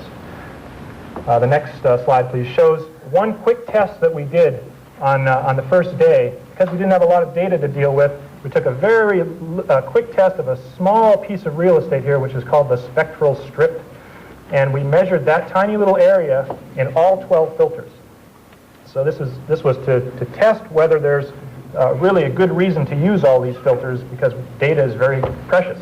The next view graph, the next figure, shows the results of this, and this top didn't come out very well, so I'll just talk about the bottom. Here's another squiggly line plot. You can see there are many more filters shown here. We only used 3 on the last one. Now this uses 7. And you can see that, again, there's lots of diversity. There's different types of lines all over the place. There's different kinks and wiggles in the lines which are directly correlated to variations in the mineralogy. For example, this red one here we would interpret as having more crystalline iron oxides or really discrete crystals of minerals like hematite or goethite, for those of you who are closet mineralogists. And the dark spectrum down here on the bottom, much less red, much flatter, much more consistent with the basaltic type of volcanic rocks that you see in places like Hawaii and in the desert Southwest. Okay, and then the final one that I'll show is a really neat picture, which is our highest resolution color view of the surface. Okay, this was taken when the imp was still stowed, and the imp basically looked down near its feet. It can't look at its feet; it doesn't have feet. But it looked as close to the surface as it could get. Okay, so, and it used all the filters. There's no compression applied to this data, so this is the highest possible resolution we can get. We used our friend the calibration target to get the colors right, and the colors are approximately what you would see if you were sitting there crouched on your knees next to the imp looking at the surface. And you can see some very interesting things. Here's the tracks made by the rover as she went down the ramp here. You can see lots of these neat little drifts. The color of this material is very different than the color of this sort of more uniform modeled surface material back here. You can also see some little pieces of rocks sticking up, some of which are dark, some of which are lighter in color. And really this provides our best high-resolution view of the surface, and scientists will be looking not only at the color and mineralogy from this type of picture, but also at the structure of the surface, the fine-grained microstructure of the surface itself. What you can't see in here very well is that Sojourner, as it was coming off the ramp, went over a little rock right off this wheel and did a little fishtail to the right, and she disturbed a whole bunch of soil in here, made a little mound. And so we'll be able to look in there with our color filters and get at the mineralogy of the subsurface as well. So to sum up, we're just now starting to look at the detailed colors of the Martian surface. We're very excited with the preliminary results we see, and we hope to have a lot more definitive information on the types of minerals in the Martian surface in the very near future. Now to discuss the geology of the landing site in a little more detail is Dr. McNeil. Thank you, Jim. We're going to take a quick local cable break, be back with more live pictures coming down from Mars as analyzed by the scientists at the Jet Propulsion Lab. Stay with CNN. We'll be right back.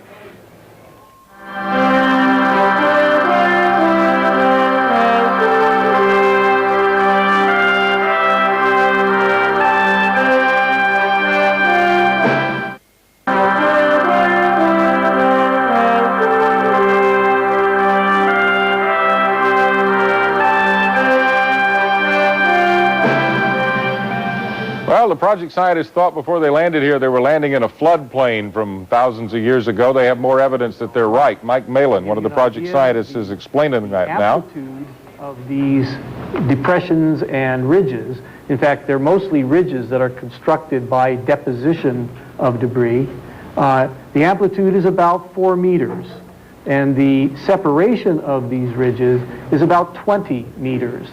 I have not yet been able to measure their length. I just have a few pictures I've had a chance to look at. But this is one piece of evidence that there was a lot of water flowing through here. And the amplitude and the spacing and eventually the length of these grooves and ridges are very indicative of the thickness of the water, the depth of water that was flowing over the surface, and the velocity with which it was flowing. Now the next slide shows rocks you've seen before. The important thing to see here are that these rocks are sort of stacked up against each other. And the direction, the orientation of that is 20 degrees west of south. That's the direction from which the water was flowing. And for some reason, a boulder, probably this one, stopped moving, typically because the water level was receding and it was unable to move the boulder. And then a series of boulders banged up in back of it, sort of like in Fantasia when the dancing mushrooms sort of stopped short and all the mushrooms backed up in front of it, or the Keystone Cops or something of that nature. And so you have a series of 4 or 5 boulders that bang up next to each other, and we call this the orientation imbrication, or the process or the appearance of this imbrication. And the orientation and the angle with which these rocks are laid down is indicative of the direction and the force with which the boulders were being pushed.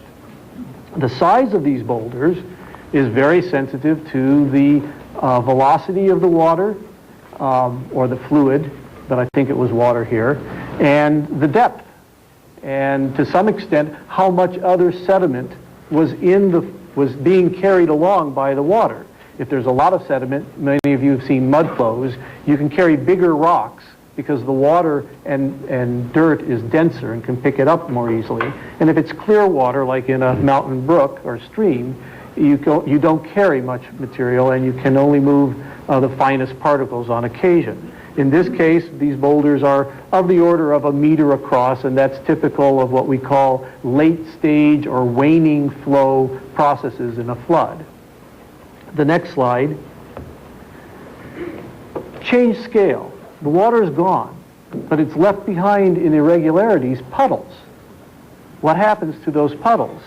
They evaporate. And while they evaporate, they concentrate salts and other materials that were dissolved in the water to begin with. And what we see here, as we had seen at the Viking 1 and 2 landing sites, is our first evidence of a crust that was formed by the deposition of these salts and small particles of silica, clay materials. This particular one has probably been cracked, you see this fracture here, by the retraction of the airbag. But this is a unit that is relatively rigid. It's friable. You could break it with your hand fairly easily. It's only a few millimeters thick. And we see these in places, for example, in Hawaii, where after a volcanic eruption has laid down ash deposits, moisture within the ash will percolate through the ash and cause a cement to form at the surface and crust the rock. And any of you who've been to the big island of Hawaii and walked around on Kilauea have probably found these underfoot. You can see some small knobs or bits and pieces of gravel embedded in this crust. That's also indicative of how the process formed, how the water evaporated and solidified and cemented the rocks together. The next slide, which I think is my last one, shows an area a little bit more to the north or clockwise around the spacecraft from the rock I just showed you, and shows the edge, another edge of this deposit of crust materials that has been exhumed. It's being eroded away and uncovered by presumably wind processes. These scratches down here are again where the airbag was pulled across the surface. And there are a number of other very interesting features within this area that have nothing to do with water, and so I'll just mention them and then pass the baton. One of the things you often find in deserts are pebble streams, where there's a whole series of pebbles that are oriented one after the other, and it looks like something sort of raked them into that pattern. The process by which this happens on Earth is not well understood, but we believe it has something to do with how sand, as it moves through an area, kicks up dirt where it's not protected by stones and does not reach the dirt that is protected by stones. And so if the winds are blowing from a certain direction, you'll get strings of protected areas, which are where these pebbles are, and if the wind blows from other directions, you move the sand out of the way. There are a large number of other geological features, some pertaining to the water that went through the area, some pertaining to the impact crater, which is nearby, and some pertaining to the wind processes that have modified this site over the last several billion years. Hopefully over the next several weeks, we will be able to share with you some of those other stories that we're developing. Frank? During the presentation, the team has been joined by two additional scientists, Dr. Julio Megoyes. We're taking a quick break. We'll come back with the answers to these and other questions. I'll listen in while we pay a couple of bills. Stay with CNN. Our journey to the Red Planet continues in just a minute. Stay with us.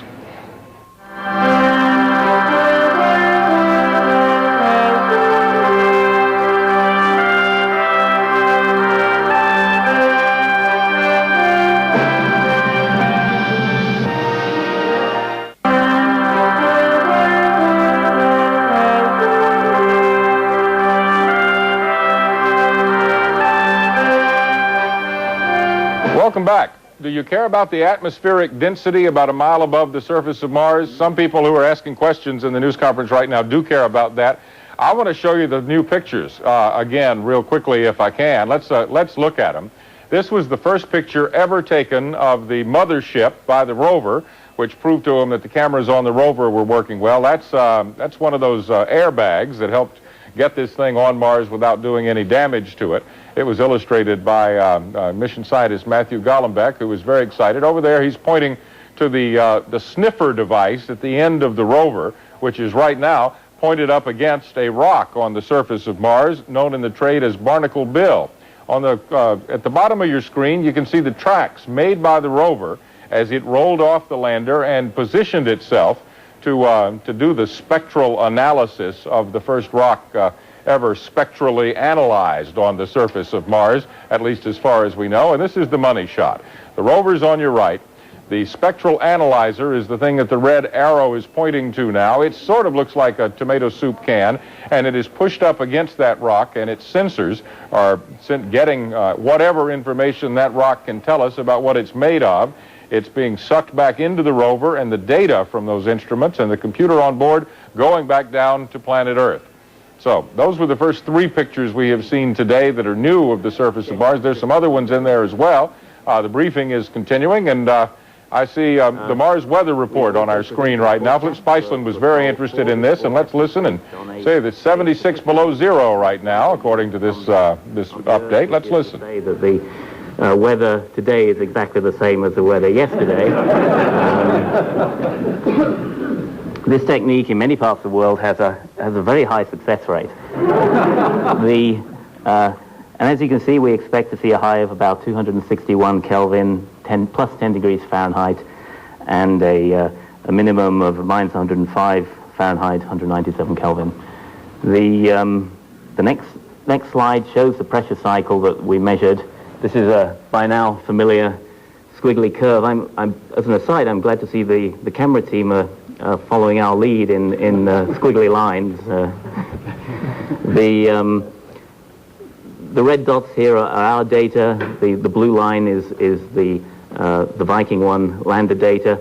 You can see we have a complete day's coverage virtually between the middle of Sol 1 and the middle of the middle of Sol 2 and the middle of Sol 3. The pressure cycle on Mars has what we call a semi-diurnal nature at this time, which is to say 2 maxima and 2 minima per day. This is rather like the ocean tides in many parts of the Earth. This is driven by heating in the atmosphere, and this is a rather preliminary conclusion, but one of the requirements to make the tide look like this is that there has to be a moderate amount of dust in the atmosphere of order 0.5 opacity. It has to be globally distributed in order to drive this semi-diurnal tide, and it has to be vertically extensively distributed as well, from at least up to 40 kilometers. In order to get this type of tidal amplitude, you have to have widely spread dust in the atmosphere. We seem to be a little lower, maybe 1% lower than Viking. We still have a few little calibration issues to sort out. There may be something there, but this difference in pressure is also consistent with the difference in height between us and Viking, which is maybe of order 100 meters. That's about the error bar, 50 to 100 meters in height, and that's enough to give a 1% pressure difference. So we're not at all disturbed by that little offset between the Viking curve and the Pathfinder curve. You can also see the much greater resolution we have into these waveforms, and we're really looking forward to following this as the days progress. We'll get another complete day down this afternoon. The next view graph shows the temperature cycle we see. As you can see straight away, the temperatures are higher at this landing site, both day and night, than they are for Viking 1. The other thing that's worth noting is I've shown the three masts, the top, the middle, the lower mast thermocouples, and during the day at the temperature peak, you can see that the top mast thermocouple is coldest, represented by I think it's a blue triangle on top. And the bottom mast thermocouple is the coldest, is the warmest, heated by the ground. As the sun sets, and the ground cools down, this behavior reverses, and the top mast becomes warmest, the bottom mast becomes coldest, and as the sun rises again in the morning, the pattern reverses yet again. What happens during the night, the ground cools, the atmosphere becomes very stable and cool. Near the ground, we have a strong gradient with the colder sensor nearer the ground. As the sun rises, starts heating the ground, this inversion, as we call it, in the boundary layer breaks up, and the air starts to heat and rise again on the surface and generate and revert to the warmer temperatures lower down, the cooler temperatures higher up in this lowest meter. The final view graph shows the wind data. It looks like a chaotic mass, but if you focus on the period of time about a third of the way into Sol 2, this is the sort of the first third of Sol 2, the night time, we have a very consistent series of wind directions in coming out of the south to southeast, which are the directions of these major canyons. At other times of day, the winds tend to fluctuate both in speed and direction. As you can see, our little red circles are scattered around during the afternoon in Sol 2 and the afternoon in Sol 1 also. With that, I'll bring my discussion to the end. One of the main features of our landed data is that we just wish to keep accumulating data like this to see how this will not be the same day by day, although I gave that impression at the beginning. We will have variations. We expect to see interesting weather features moving through in both the temperature and the pressure cycles. And if we have the luck to survive for months, we'll be moving into a time of year when the pressure is increasing steadily as the South Polar region evaporates, and we see a lot more wind as the dust storm season starts to approach. Thank you. Okay, we're going to go to questions in a couple of minutes, but first we had Going to take another quick break. I'll monitor. We'll come back and let you hear more.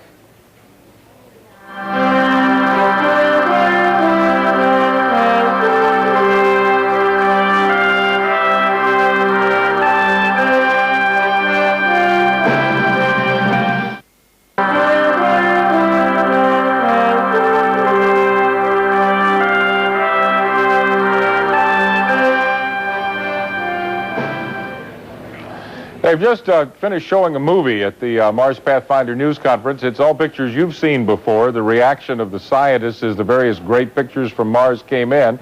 They're now back to questions and answers. Let's rejoin them. Words can't. A couple of brief updates on things on the websites. The Mars Pathfinder homepage, main site, mpf.www.jpl.nasa.gov, continues to be a good site to use. We also have a good solid mirror at mars.sgi.com, and public users may want to give that one a try. Let's see, in terms of upcoming press briefings, our next scheduled briefing will be tomorrow, Tuesday at 11 a.m. Pacific. We've slipped it slightly to give the science team a chance to catch a little more sleep. And with that, we'll go to questions here. All right. Well, they've announced they're going to continue to do these briefings, let the people there have a little bit more sleep. We got new pictures. And some of them pretty fascinating, you know? It's amazing how quickly they're getting information on everything as well. Well, I'm amazed two ways. One, that they're getting so much, and one, that they're getting so little. I want to see more pictures. I'm very greedy for this stuff. I want to see more pictures in color from Mars, which is, of course, totally out of my control and totally out of their control as well. If they could do it in color, they would, and probably by nightfall they will. First picture ever taken by the Sojourner rover, looking back at the mothership, and Lou and I had a discussion during the break about what that thing was up in the upper right-hand corner. I thought it was the sniffer on the rover. It's impossible. It couldn't be, because the sniffer on the rover is on the other side of the rover. That may be the high-gain antenna, the thing that is sending the pictures from Mars back to Earth. And if they said that, Lou, and I didn't hear it and you did, I'm glad you told me. So anyway, that's the mothership over there. This is what the rover did after it got off the lander. It did some wheelies, and what you see there is the tracks of the rover down there in the Martian sand. At one point in this, they said they were going to do soil mechanics tests, which I think is NASA speak for seeing whether the dirt breaks up and splits when you drive over it. And there's the picture of the day, probably, unless we get more pictures later on. That's the rover butted up against the first rock that it wants to examine, Barnacle Bill, the name of the rock. And they're grabbing every little tiny iota of information they can out of this. You can see behind that rock there was a kind of a sand fall there in the ground, which meant the wind had been blowing from over here across the rock, leaving some sand back there behind. They are doing such analysis. Do they not only have, as I understand it, the rover has a 1-week lifetime? They've changed that. Over the weekend, they said, oh, this rover may keep going for a long time. It may last for up to a year. And how far can it travel?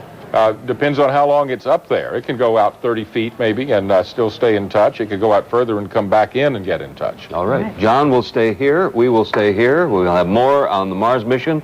There's a new briefing coming up on the mirror experience at the space station for the astronaut and the cosmonauts up there. All right. So please stay with us.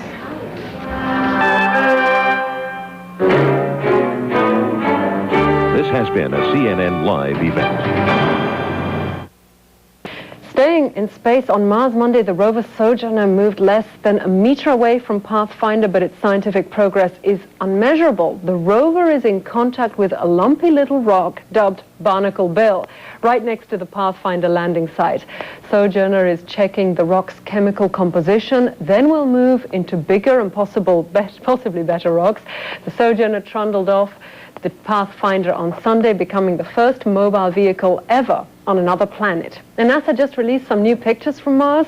The first shows the Martian surface and one of Pathfinder's airbags. Another shows a picture Pathfinder took of the rover as it began moving around the Martian surface. Well, the space station Mir has begun unloading supplies from a cargo ship. The unmanned Progress spacecraft docked with Mir on Monday, but the 3-man space station crew were too busy making temporary repairs to get to it immediately. The station has been operating on reduced power ever since a similar cargo ship bumped it during docking drills last month. The Progress rocket carries more than 2 tons of supplies, including parts to make the repairs, which are scheduled to begin in about 10 days. Farther out in space, an unmanned mission is going along A-OK, as they say. The Martian rover Sojourner is beaming back photos and information exceeding the highest hopes of its handlers back on Earth. CNN's John Zarella explains. History will remember a little rover that could, and rocks with cartoon character names. That our rover has nestled up and kissed affectionately Barnacle Bill. We've decided that we're going to keep all the names light and airy and sort of in a sort of a nice way. Something about the rock that sort of reminds you of it. No naming people, no formal names. Monday, there were new pictures. Sojourners snuggling up close to Barnacle Bill and a picture of the lander taken from the rover. This is the first time that 2 spacecraft have ever taken a picture of each other, 2 robotic spacecraft. So this is really a first. Sojourner is taking center stage. A panoramic image shows where the rover will drive off to next. First, a stop to play in the sand. By stirring up the soil with its wheels, geologists will get a look at the dirt below the surface. The rover's next rock target is named Yogi. We'll turn the rover and drive towards Yogi, and at the end of the day, we'll take a full stereo from the rover eye, nice up and close. That's the way geologists want to look at it, nice up and close, and see what we can see in that morphology. The scientists are having a field day with more images and data than they ever expected, and a landing site described as the perfect grab bag. The angles the rocks are facing is providing mounting evidence of the direction in which one or perhaps several catastrophic floods swept through this region eons ago. So far, the easiest job has been left to the meteorologists, at least as far as predicting Mars weather. All this forecast is based on a sophisticated technique widely used on the Earth, which is to say that the weather today is exactly the same as the weather yesterday. The high Monday on Mars, 10 degrees Fahrenheit. The low, minus 105. Science has now taken center stage. Some 70 investigators are poring over the pictures and data. And the mission is generating more worldwide interest than anyone imagined. Just the website here has received 100 million hits. Thank you. It's really cute. I love this. At souvenir stands at the Jet Propulsion Laboratory, a line of people snaked a couple hundred yards, all waiting to buy a toy replica of the spacecraft and lander. 1,500 sold out in 30 minutes. John Zarella, CNN, Pasadena, California. And Pathfinder scientists have scheduled a press conference to discuss the mission. CNN plans live coverage at the times shown on your screen. Back on running so high, it may be the most popular site in cyberspace. Millions of people around the world are using their computers for a glimpse of another planet.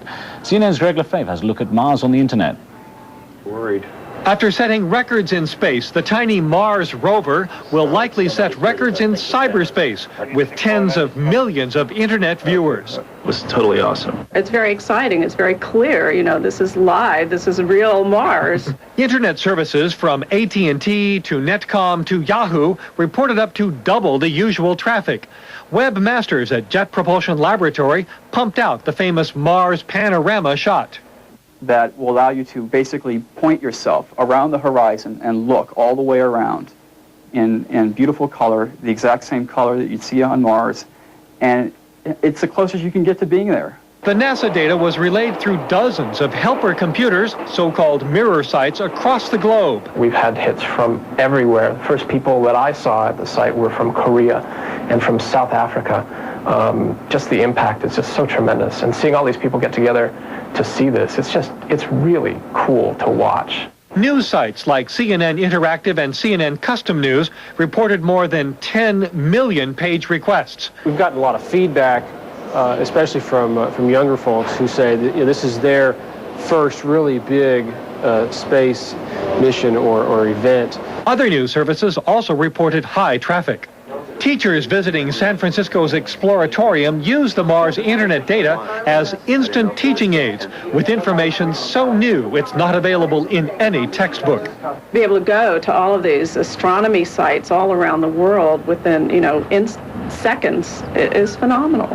When you have a sensational occurrence as happened this weekend, it certainly opens up the world to a whole new set of people. Not all internet agencies measure traffic the same way, but they do agree. While NASA was making history on Mars, the web was making history of its own. Greg Lefebvre, CNN, San Francisco. Author of the science fiction classic 2001, A Space Odyssey, once wrote about colonizing Mars. On Tuesday, inspired by the Pathfinder mission on Mars, Clarke reiterated his belief that someday mankind could migrate to the Red Planet. Clarke says although conditions on Mars today are quite hostile, at least by Earth's standards, there might exist undiscovered oases which would be more conducive to life. One of the aims of the Mars Expeditionary Program is to discover if life, even in its most primitive form, ever existed on the planet. Scientists from the U.S. Space Agency NASA are due to hold their regular daily briefing on the Pathfinder mission in a little less than 2 hours' time, and we plan to bring that to you live. Space Shuttle Columbia are playing with fire and fuel and providing valuable data in the process. The research should help improve fire safety in space and could help reduce air pollution here on Earth. The crew is to conduct a total of 33 experiments before their mission comes to an end July 17th. Mars, scientists involved with the Pathfinder mission are at their daily briefing. They're at NASA's Jet Propulsion Lab in Pasadena, California. Let's listen in. And so at least we did get closer to a full hour's sleep. So we continue to have a spacecraft in excellent health. We have a rover in excellent health, and we have all instruments in excellent health. We had 2 downlink sessions yesterday.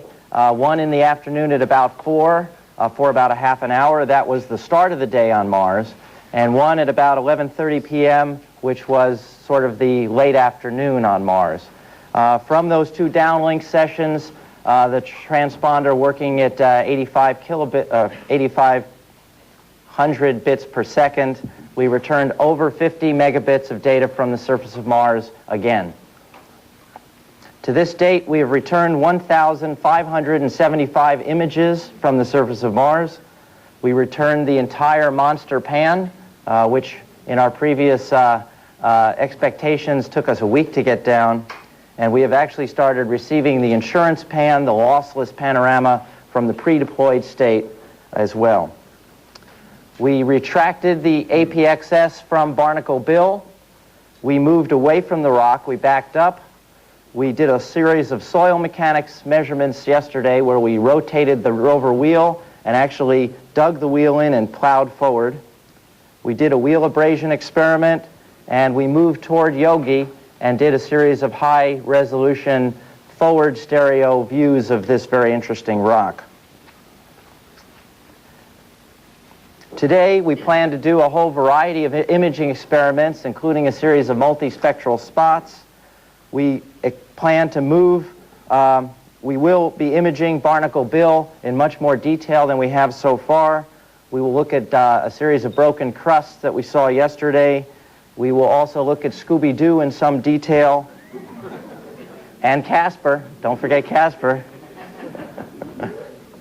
We expect the rover to move to Crab to the left and move to the southeast side of Yogi. To get a better look, we will take a forward stereo shot of Yogi in hopefully better light, and then we will turn the rover around to where the rear is pointing at Yogi, and we will take a rear color image of Yogi. And then we will place the APXS down against the soil in preparation for trying to get the APX up against Yogi the next day. We will continue to get meteorology data from the surface of Mars, and we will start a rather aggressive series of dust opacity measurements and nighttime observations of the sky of Mars in preparation for synergistic measurements with the Hubble Space Telescope, which start tonight and then go for the next 3 days. Phil James and his team at the University of Toledo will be imaging our hemisphere of Mars using Hubble to see if we still have this ambiguity of bright white clouds versus what we see down on the surface, which is what we saw throughout the Viking experience. And we should be getting down the insurance pan as well. We have decided to delete the morning transmit session for today in preparation of trying to recharge the battery. The battery on the lander is a rechargeable battery. If you don't recharge it every so many days, it degrades in performance, and we wish it to remain healthy for as long as we can. We've decided to delete the morning half-hour transmit session, which takes a heavy toll on the energy usage of the battery. The good news is our remarkable engineers have figured out a way to get 2 downlink sessions in the afternoon of roughly total 3 hours duration, and so we expect to be returning an unprecedented 85 megabits of data from the surface of Mars tomorrow. So even though we are not doing one session, we get a net gain. Here today to talk about the science that we're beginning to see The more we look at this site, the more we are immensely happy at the variety of materials that are there. We see a whole wide variety of surface finds. We do see what looks like to be a wide variety of rock types as well, and I could have only hoped this in my wildest dreams. Here to talk about the data we've gotten yesterday is Rudy Reeder, who will show the alpha proton X-ray spectrometer of Barnacle Bill. I should note that at this point that this is an historic moment. We have never before gotten a chemical analysis measurement of a rock on Mars. Following that will be Hap McSween, who will discuss how Barnacle Bill relates to the suite of rocks that we think we already have from Mars, the remarkable SNCC meteorites, and how they relate to rocks here we have on Earth, and what kind of rock this might actually be. Following that, Peter Smith will talk about the results of the monster pan. We have all of that down, and we've begun to start to put it together and look at the colors and the stereo as well. And that's a remarkable data set. Followed by Nick Thomas, who will show you imaging of Deimos, the first ever image of Deimos from the surface of Mars, images of the sun, images of the sunrise as well. And finally, for the weather report on Mars, Jeff Barnes. I'll turn it over to Rudy. Thank you, Matt. Good morning. Can I have the first picture, please? Okay, this is the APX spectrometer mounted on Sojourner on Earth, and the next one should show you how it looked on Mars when it was taking data from Barnacle Bill. Next one, please. The upper image shows you the rock that we have taken data on, and the lower image shows you the position of Sojourner. Unfortunately, you don't clearly see the APX docked against the rock. There's a left eye picture where it is better visible. That much about the scenery. Now, as far as the data are concerned, the whole project went so smooth so far that many people might have been taken to believe that this is a hoax. There was a film made many years ago, I think it was called Capricorn, where NASA was putting up state. Well, we can assure you it's not a hoax. If I can get the next image, here is a diagram of elemental ratios and the many data points plotted in there. They represent basically samples from Earth, and if I could learn how to operate this, I again can't. Can you? Oh, here it is. So this is terrestrial samples lined up here. This collection of triangles is data from meteorites believed to come from Mars. Down here you have one data point, which is Viking soil, the soil measured by Viking, and the red dot is Barnacle Bill. We are on Mars.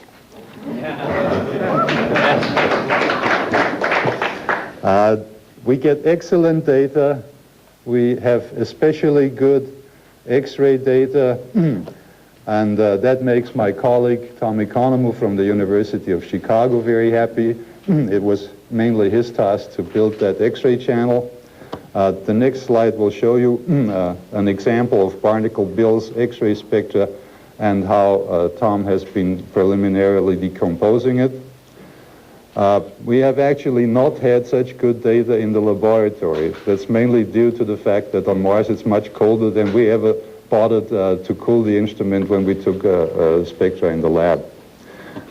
We have slight problems understanding the alpha data. The data are also excellent, but they include a contribution from the Martian atmosphere that we have to take out, and there we are still chewing around. Please remember, analyzing these data is not as simple as just taking temperature, pressure readings and plotting them. There's a lot of work involved in retrieving the information. The next slide will show you what my boss, Heinrich Wenke in Mainz, and chief geologist Emil Jagutz think that Barnacle Bill is like. Forget the upper row because that's just analytical data. Forget even the block of data where they have broken it down into mineral phases. Mainly they say this rock consists of about 60% a rocky phase and 40% of a mafic phase. Because the color is black, Emil thinks it could be an impact melt. Hap will tell you a lot more about the interpretation of these data, but this is just front-end, first preliminary opinion of our people back home. Now, that's about all I wanted to tell you about our data, our instrument. I just wanted to make another small note. This X-ray spectrometer that gives us such beautiful data is another example of the very successful application of the cheaper, faster, better approach. The actual detector is a Japanese photodiode that costs $6 a piece. And the whole detector package that includes this detector plus a preamplifier, all mounted on a thermoelectric cooler, then a collimator, a thin beryllium window, and all of this in a hermetic metallic can, runs for about $20,000. Thank you.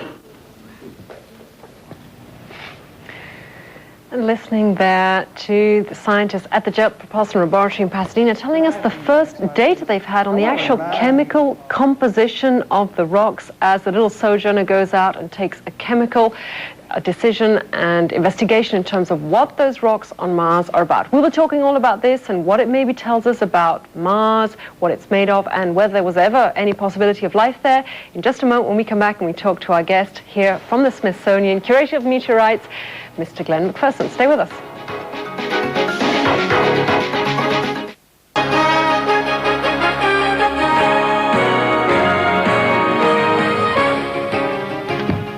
Is there or was there ever life on Mars? That's a question mankind's been asking more or less since the ancient Romans named the red planet after their god of war. And joining us to help consider the clues that someday may answer this age-old question is Glenn McPherson, Chairman of the Mineral Sciences Division at the Smithsonian Institution and also the Curator of the National Meteorite Collection.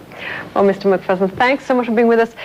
From what we heard there, the preliminary chemical analysis, what have you learned? Well, first thing I learned is that, in fact, it adds greater confidence in my mind that the meteorite samples that we think came from Mars really look like Mars. The rock that they've analyzed so far, and I haven't seen the complete analysis, looks very similar in its chemical properties to some of the meteorites that we have in our collection. This adds additional weight to the idea that these samples that we have at the museum here in Washington and elsewhere really are from Mars, and that in using them as a guide for future exploration of Mars, we're on the right path. And this is, let's be clear, the famous meteorite that gave scientists the suspicion that there were possibly signs of evidence of life in Mars. Well, that's one of them. There are 12 actually, and they are quite different in their properties. Most of them are igneous rocks, which means that they formed from molten rock long ago. That happens to be a very special one, partly because it comes from the highlands of Mars, partly because it's much older than all of the other Martian rocks that we've seen so far, and of course because it has these little patches of the mineral calcium carbonate in which the scientists at Johnson Space Center and elsewhere suspect they found evidence for life. So do you think with the further investigations they're going to make of the other rocks that you might confidently in your own mind at the end of this mission say, hey, I think we really do have Martian meteorites here? I think that this adds great weight to it. I don't think that we're going to know the answer to that for certain until we go to Mars and bring samples back, which we're all looking forward to. But I think that the analyses that we'll get, the Martian meteorites that we have, are sufficiently different from their Earth counterparts, Earth igneous rocks, that we should be able to tell that, in fact, the rocks that we're looking at in the meteorites are Martian by comparing them with the Martian analyses. What about what they're all telling us that it's red because it's really rust, it's iron oxide, and we're seeing so many of the same elements that we see here on Earth, the same chemicals? What does that tell you? Well, chemistry is the same no matter where you go. The rust, the question there is being able to see beneath the rust, beneath this dust that permeates Mars' surface, looking below that rust to find out the composition of the rocks underneath. But many of the rocks are similar to ones that we see here on Earth in their origin. They're volcanic rocks. There are giant volcanoes in Mars, just as there are here. But as I say, the chemistry of those rocks that we've seen so far are different in subtle ways. The laws of physics are also the same. They're talking a lot about how they have clear evidence this was a huge flood, and then a huge floodplain is left over. That does suggest possibility of life, doesn't it? Well, the flood suggests the possibility of water. And if there was a lot of water on the surface of Mars, and if indeed the temperatures were warmer long ago, those are certainly two things one would want to see if one thinks that life was once there. And that's all you read into it. Even if it was 1 billion or 3 billion years ago, that's it. Not water is a key ingredient to life. Well, of course water is a key ingredient to life, and this, what they're seeing on the surface, is evidence for water in its most violent form, if you will, catastrophic floods of an unimaginable scale here on Earth, perhaps. But they're also seeing evidence that when these floods receded, that there were puddles of water left behind. And of course, what they really would like to find evidence for is water that was still, that was in one place for a long period of time, so that things could start to grow. Has this Pathfinder mission already exceeded your expectations? I would say yes. I would say that it has certainly performed flawlessly. I think everybody is elated about that. And what most of us are very excited about is that it is laying a very solid foundation for future Mars missions, including, we hope, the one that will bring samples back from the surface. And as a first critical stepping stone, it has been just perfect. Thanks for being with us and for your analysis, Mr. Glenn McPherson from the Smithsonian Institution here in Washington. Thank you. Thank you. Adventures of Sojourner. Scientists in California showed off what the microwave-sized Mars rover is sending back to Earth. They also released technical data about the makeup of the Mars rock named Barnacle Bill. They're excited about the great variety of rocks in the area. This site really is a rock festival. And I think, to tell you the truth, I was scared to death at the beginning of this mission, because when the first information came down that the spacecraft was sitting level at a 2-degree slope or something, I could just see mud fest. But this has turned out to be very, very exciting, and I think we're going to see a real collection of rocks, a real smorgasbord of rocks here when we get more data. Also on view was a picture of Sojourner's rear wheels spinning up dust to let scientists see what the Martian surface is like.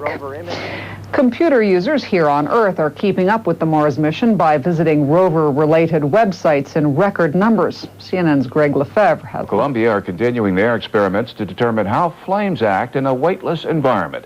By setting small, controlled fires, they have found flames are twice as long as similar fires on Earth.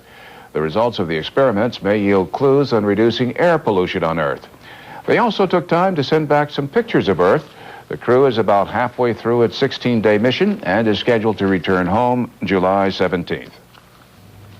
Well, still in space, the crew of the Russian space station Mir is busy unloading supplies sent from Earth. An unmanned resupply ship docked with Mir Monday, bringing everything from spare parts to repair the damaged space station to the toothpaste for the 3 men on board. Mir was damaged in June when another supply ship crashed into the station. The cosmonauts are planning a tricky spacewalk later this month to reattach power cables to the Spectre module, which was damaged in the collision. On Mars, the U.S. Space Agency's little rover named Sojourner is sending back some stunning information.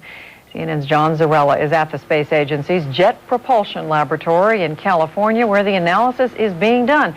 John, the scientists are getting pretty excited today.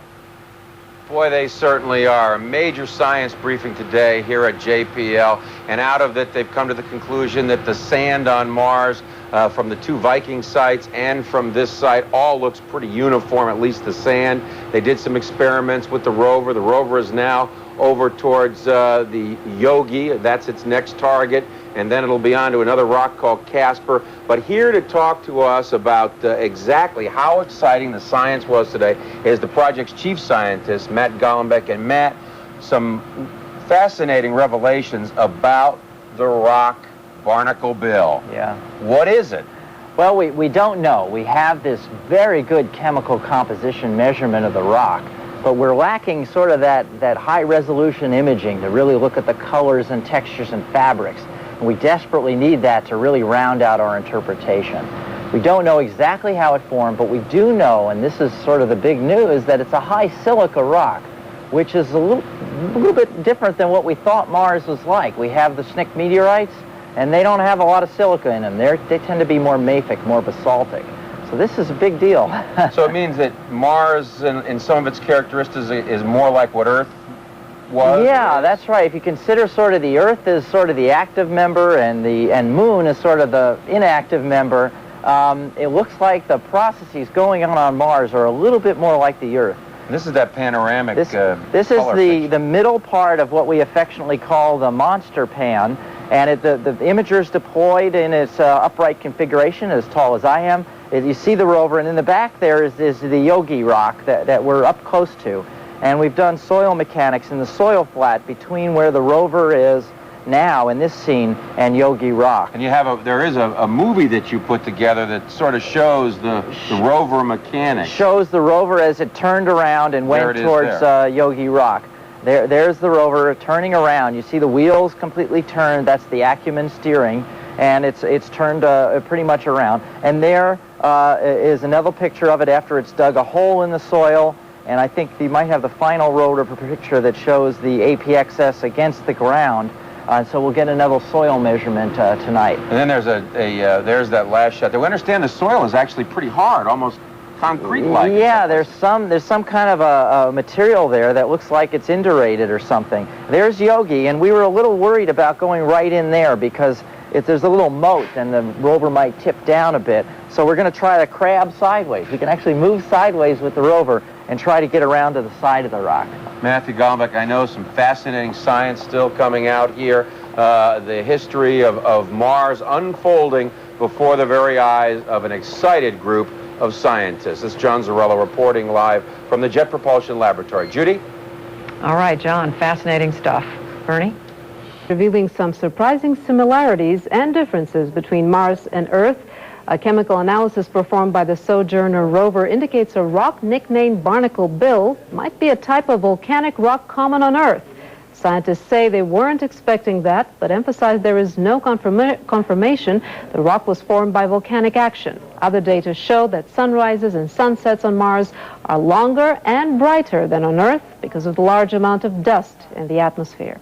Making tracks across the Martian landscape, feeding data back to scientists, but also back on Earth, Pathfinder is helping inspire a new generation of children to take an interest in space. CNN's Don Knapp explains. The rover crawls over a Martian surface. Its cameras capture the landscape and send back images. A world away, an operator tries to guide the robot by looking at TV pictures. What are you trying to do? Get on top of that hill. Why is that difficult? Whoa. Because this doesn't go very fast. Vince McLean learns the difficulties of exploring a distant planet by remote control. But Space Camp also teaches the trainees here they can overcome the difficulties with teamwork. I mean, it was really hard work to actually get it on Mars because, I mean, it took a lot of planning and technology and, like, smarts and stuff. About a year ago, I thought it would be impossible for them to make a civilization on Mars, and now it seems possible. A Martian landscape and rover have been standard equipment at Space Camp well before Pathfinder ever left for Mars. Now Pathfinder's pictures give it life. And it's like really interesting because I'm alive and I can see it. I think that it's kind of interesting how this might be just another Earth if they figure out how, like, people could live here, like grow plants. And someday I want to go there too, and so I think it's really neat that we can now send things there. What do you mean you want to go there? I want to be an astronaut and go to Mars someday. You think that's ever going to happen? Yeah. How hard can it be? You put something up there, you drive around, you take some pictures. What's the big deal? That they got Congress to accept it. 3, 2, 1! Between launches at Berkeley's Lawrence Hall of Science rocket camp, students watch NASA Mars pictures. I kind of think it might be neat though if there were people there, because then they would like tell you what it's like. You've seen all these movies, War of the Worlds, all those movies about the aliens coming from Mars, so you see there's nothing there, so you don't have to believe those movies. Pictures from Mars, the excitement of discovery, and perhaps the inspiration for tomorrow's scientists. Don Knapp, CNN, San Francisco. That's all for this American edition. I'm Jonathan Mann. Stay with us. World Business Today is next. As a rock implies a certain solid, immovable character, but CNN's John Zarella says the most famous rock on Mars has a well-traveled past. Barnacle Bill went through hell. That's how scientists are characterizing the rock star's history. It was probably blown from a volcano billions of years ago, deposited on the surface, buried over the ages, blown back to the surface by a meteor impact, and... The implication is this rock was carried down in this massive flood and probably represents some of the highlands on Mars, the really ancient rocks. all that in about 3.5 billion years or so. Barnacle Bill, the first rock analyzed by the Sojourner rover, has turned the science team on its head. The whole project went so smooth so far that many people might have been taken to believe that this is a hoax. There was a film made many years ago, I think it was called Capricorn, where NASA was putting up state. Well, we can assure you it's not a hoax. We are on Mars. A planet that shocked scientists say has more in common with Earth than they ever imagined. I think that Mars, like the Earth, has been volcanically active basically throughout its history. But the jury is still out on Barnacle Bill's origins. The chemical analysis has left it unclear whether Bill is volcanic or something else. If this rock is a volcanic rock, then we would call it an andesite. It is also possible that it is not an igneous rock. It is not a lava. We are not sure yet. The imaging team released the first pieces of the mosaic that will be the Monster Pan, a 360-degree color look at the landscape. And the science team revealed that sand on Mars appears to be the same all over. Samples from the Viking landers 20 years ago are nearly identical to this site. Soil analysis tests done by Sojourner also indicate Mars may have crustal features like the Earth. Sojourner is now positioned near its second target, Yogi. In the next couple of days, scientists hope to have close-up pictures of Barnacle Bill and the chemical analysis of Yogi. Then it's off to Sojourner's third target, Casper, just a few meters away. John Zarella, CNN, at the Jet Propulsion Laboratory in Pasadena, California. Aboard the U.S. Space Shuttle Columbia, astronauts continue experimenting with fire. The scientist who designed this research says it could lead to the development of cleaner, more efficient auto engines. He says he's ecstatic with the results, and his team is getting, quote, more data than we know what to do with. The shuttle is about halfway through a 16-day mission. There are quite a few ecstatic scientists poring over the latest data from the Mars Pathfinder mission. Our John Zarella joins us now from the U.S. Space Agency's Jet Propulsion Laboratory in Pasadena, California. John. Good evening, Judy. Today, more spectacular pictures coming out at the afternoon briefing and more science released about the nature of Barnacle Bill, the first rock examined on Mars. Still, the question remains, what exactly is Barnacle Bill? Is Barnacle Bill a volcanic rock or perhaps something else? Scientists still not quite clear about that. But Matthew Golombek, the chief scientist here today, said, "Clearly, we're on Mars, guys." That was his quote in response to a picture that they released from the rover, taken from the rover Sojourner of the lander. You can see the landing craft there, the Pathfinder lander, the ramp down which Sojourner had to traverse. Turned out it was quite a steep angle, and to the left of the screen on the picture, the airbag material, still quite inflated. A good thing it did not cover up the lander, and everything worked well. They were able to get Sojourner off. Now, they also released a short movie showing Sojourner doing something that, of course, automobiles can't do. There it is, like a crab, turning by crabbing across the Martian surface. At one point, they also spun the wheels and dug into the Martian surface. You can actually see it digging in a little ways there as well. And one of the highlights, the Monster Pan, finally released today, 360 degrees. There's the rover Sojourner. There's Yogi, the big rock, as we pan left to right across the Martian landscape. This particular pan is made up of about 200 tile-shaped images that have come down over the past 3 or 4 days from the landing craft and back here to the Jet Propulsion Laboratory and the imaging processing facility here. The press conference also provided some light moments when one of the scientists on the team, Peter Smith, said that he's actually started to live on Martian time. I want to make a quick observation on the effects of shifting your schedule 37 minutes later every day to stay on Martian local solar time. When you say good morning as the sun is setting, now that's living on Martian solar time. When your sunglasses look like this, that's living on Martian time. When there's no time for laundry and you get your shirts out of the box of Project T-shirts every day, that's living on Martian solar time. When you start admiring strange-looking rocks, giving them names and talking about them to your friends, that's living on Martian time. When your days are called souls and your nights are called days, that's living on Martian time. But when you start laughing at the engineer's jokes, you know you're living on Martian time. Joining us now to talk about living on Martian time, Dave Gruhl. And you're an engineer, and Peter Smith starts laughing at your jokes. You're on Martian time. I want to tell the folks out there that you are probably as responsible as anyone for the success of Pathfinder and the rover Sojourner on the surface, because you're the guy who provided the gremlins. Now, to have anything successful, you've got to provide problems for the scientists. That's true. So what did you do? Well, one of the tasks we had to do is we spent a lot of time during the cruise phase of the mission testing out exactly what we were going to do on the surface.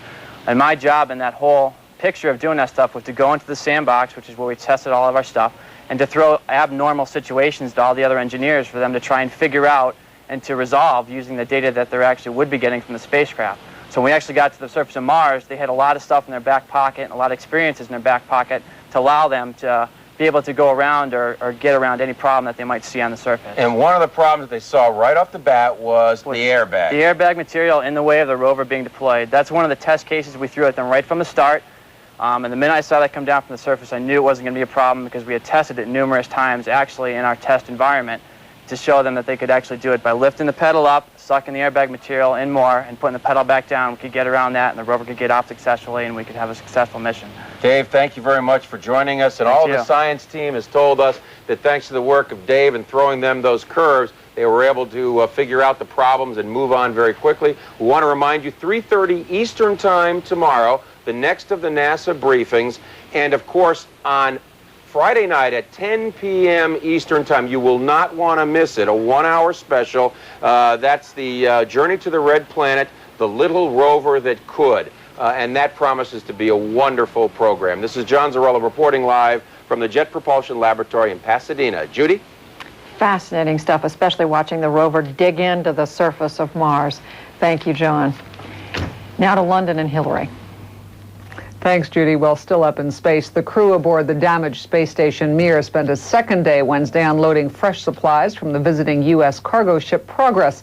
The cargo includes more than 2 tons of food, water, oxygen, and equipment needed to restore full power to Mir. The 11-year-old Russian space station has operated on partial power since June 25th, when it was hit by an out-of-control cargo ship. Later this month, the 3-man crew will try to repair the Mir Spectre module, which has suffered the brunt of the damage. Interesting. Now the Pathfinder has landed on Mars. Rediscover these amazing televised images from the planet's surface in a 1-hour special, Journey to the Red Planet, only on CNN International.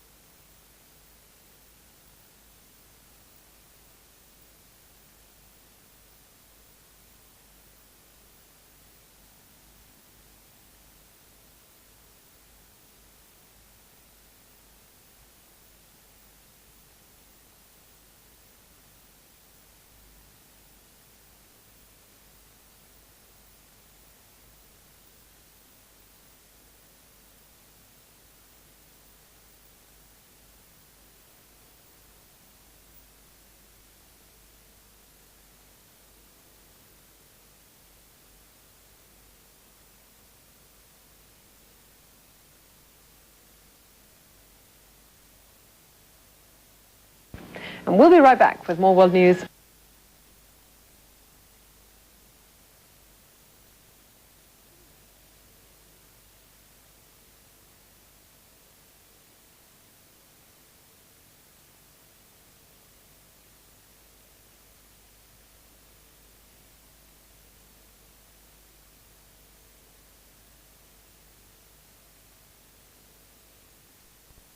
We're still attempting to get the APXS on the rock we call Yogi. Yesterday, the rover was instructed to back around in sort of a circular path, and actually, why don't we put up the first image? You guys can see where we ended up. To back around from approximately down here, essentially backed around to the point where it was going to put the APXS right here on this near vertical face right here. And as you can see, it's a little bit hard to see in this image, but what happened was that the lander or the rover moved a little bit further than we expected and actually drove actually this is the left rear wheel. This is the front of the rover over here. The left rear wheel drove it up onto the face of this rock, which is actually not really unexpected. We've seen this sort of thing in tests before when we're trying to do this type of fine placement. And this is really showing you the true capabilities of the rover to essentially protect itself from things that we might inadvertently tell it to do here on the ground. What basically happened is within the bogey system here, it has a set of potentiometers which detect when the angle gets too high for an acceptable traverse, and it essentially stops wherever it is. And so in this case, it stopped with the wheels sitting there sort of partially up on the rock. What we'll do today, in fact, we've already built the sequences and are currently testing them, is essentially just to drive slightly forward, turn a little bit, and back the APXS up back into the rock. And we feel really confident, given how close we are, that we'll be able to put it on Yogi today. So this, while it may look a little interesting, this is definitely something that we've tested, and we're really truly testing out the capabilities of the rover at this point. So let's see, other things going on today. We have a little bit less downlink today planned, only about 2 hours. We're sharing the 70-meter antenna we have at Canberra with the Galileo project, and so we have to cut short our downlink by a little bit. Nevertheless, we'll still get about 53 megabits of data, split into actually 2 different downlink sessions, one that occur about 6 p.m. this evening for about half an hour, and the other one which will be about an hour and a half or so, starting at 12:30 a.m. tonight and finishing at about 2. Again, that downlink will include sort of the normal set of products, the end-of-day image like this one, the spectral spots of different targets around the lander, but also we're going to reacquire a major panorama called the Gallery Pan, which is a full 360 color panorama from the lander all the way out to the horizon. So it'll be the first real true color of everything. While we're watching this, we're going to give you one more chance to look at that first fender bender on Mars. You can see, if you look very closely out on the chin of Yogi Bear, you can see the forward wheel of the rover as it moved up on that side. We'll keep listening while you look at this picture. APXS on the rock will take a set of images as well from both its forward cameras out of the area off to in front of the rover, plus use the rear camera to look at the spot at which it placed the APXS. So we probably won't get that data back tonight because of the priority of getting this full color pan, but we should get it tomorrow, and it should allow us to see very clearly where we put the APXS down. So with that, I'll pass it on to Justin. He can talk about the movie. Okay, thanks, Richard. The image that Richard showed, the rover end-of-day image, was designed to assess the location of the rover and use the stereo capability of the IMP camera to help the rover team plan the traverse for the next day. One of the things that we've been experimenting with the past few days or during the mission is the idea of taking pictures of the rover as it moves around and assembling these pictures into a rover movie. These images are useful for the rover team, because they can see how well the rover actually follows its intended trajectory, and they're also just fun to watch. So without any further ado, why don't we go ahead and roll the movie here. This is the rover on its way to Yogi. It's moving takes a turn, and if you look at the APXS right before it starts driving forward, you can see it pop out ready to jump on the rock. So this actually allowed the rover team to instantly assess what actually happened with the rover. It actually drove a little too far forward, got a little too enthusiastic, and of course it has its own personality, and it can be shown here. So basically what we do to generate this movie is we plan with the rover team, and they of course know where the rover is going to be, so we get these points on the Martian surface and get the timing so that we can point to these points when we think that the rover will be there. And we've been pretty successful in predicting these points. We're getting better and better at it. You probably saw a couple days ago the first rover movie. The rover just took off out of the scene because it went faster than we thought it would. But now we're getting an idea of how fast it goes, so we're getting pretty good at doing this. And that particular movie was a 20-image movie. The images are compressed at 24:1, which is still pretty good for the movie. And it played about 40 times real speed. The rover actually drives fairly slow. So to show the movie, we speed it up, and it makes a nice little assessment set of images. That's all I had to say about the rover movie. I just wanted to show one more slide. The rover team really wanted somebody to show us at the press conference today, so if you go to the screen, that's the image from the rover, one of the front cameras. You can see the lander on the left. That's all I had to say. I'll go ahead and pass it on to Carol. Okay, our project is called Virtual Reality for Mars Pathfinder, and this is probably going to be the first that you guys have heard about it. We were selected as participating scientists, and I'm actually the lead representative, but what I represent is a team of people at NASA Ames Research Center in a group called the Intelligent Mechanisms Group that's led by Michael Sims, who's sitting over here. Raise your hand, Mike. The idea of this project was to provide scientific visualization with a high-fidelity sense of presence using photorealistic virtual reality. So what I'm going to show you is actually not a video. It's back on the in Building 230. Ted Blackman is running our real-time terrain model. And so how this works is we start with a grid and a lander model. And you can see the, I don't know quite how to run this mouse thing here, but here's our lander model down here in the center. And the first thing that we get is lander orientation. So from that, we orient our lander so that we're lined up with north angle on the spacecraft. And from the first set of stereo images, we start to develop, from the stereo disparity, we develop a terrain model. Now, how we're doing this is we send IMP data back to NASA Ames Research Center, where we have a team of people who are generating from each, basically the parallax on the stereo images, are generating a three-dimensional terrain model which has an XYZ position for every point on the terrain. And so each IMP image then is used to generate XYZ position, and then the pixel information, the color, the image information, is projected back on that three-dimensional terrain using a process we call the stereo pipeline that was invented by Eric Zabinden of our team. So we start with this blank grid, we pop the images into the grid, and then the information is fully there to do a fly-through of the model. So Ted will start zooming around in the model so you can see the capabilities. So back here, as you see, we have an image of, not really getting it with this pointer here. We have an image of the rover, and we can pop up the names of the rocks within the terrain model, and here's Yogi, and here's Barnacle Bill. And this is a real IMP image. And any place you don't see data is someplace that was actually shadowed when these images were taken. So the rover was in the way, basically. So you're not seeing a terrain model where the rover was in the way, even though you can zoom around and see the back side of things.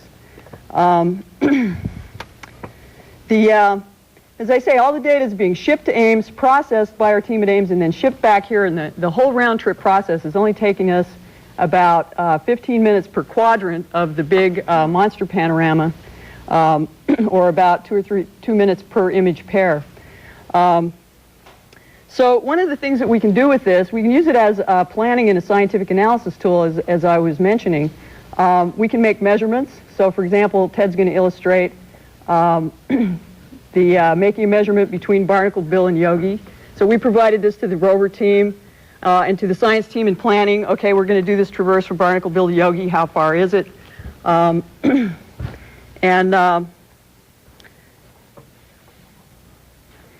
another thing that we can do is we can take directions, and maybe we'll spend a couple minutes taking directions from the audience, but I'm going to ask Ted to cruise forward and look under Yogi. One of the things we were able to do with this model is to see that there's actually a big overhang at the front face of Yogi, and that's why we couldn't drive the rover there, because it would literally have gotten under that overhang and possibly gotten stuck.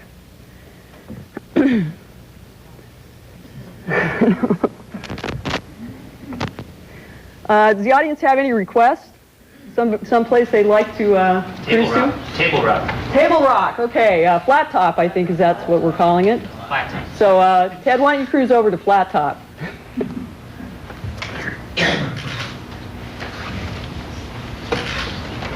Sometimes you have to go to another perspective so that you can move around. We have imp viewpoint. We have a perspective that allows you to see a polar projection of the terrain.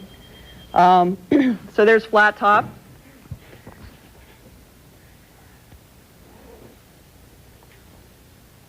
Okay, so to not use more than my share of the time, we'll go back to the perspective of from the rover. We can incorporate into the model rover images.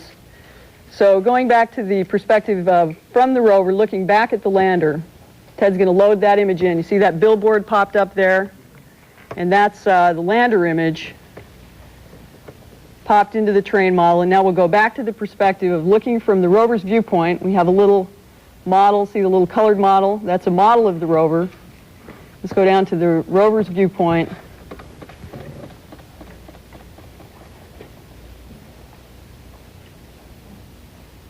And zoom in. And here's the rover now looking back at the lander.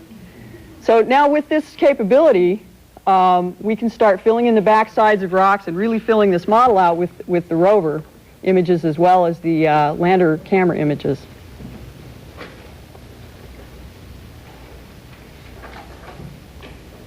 As you can imagine, we're having a lot of fun with this. And plus, it actually is a very useful tool for doing image planning and analysis.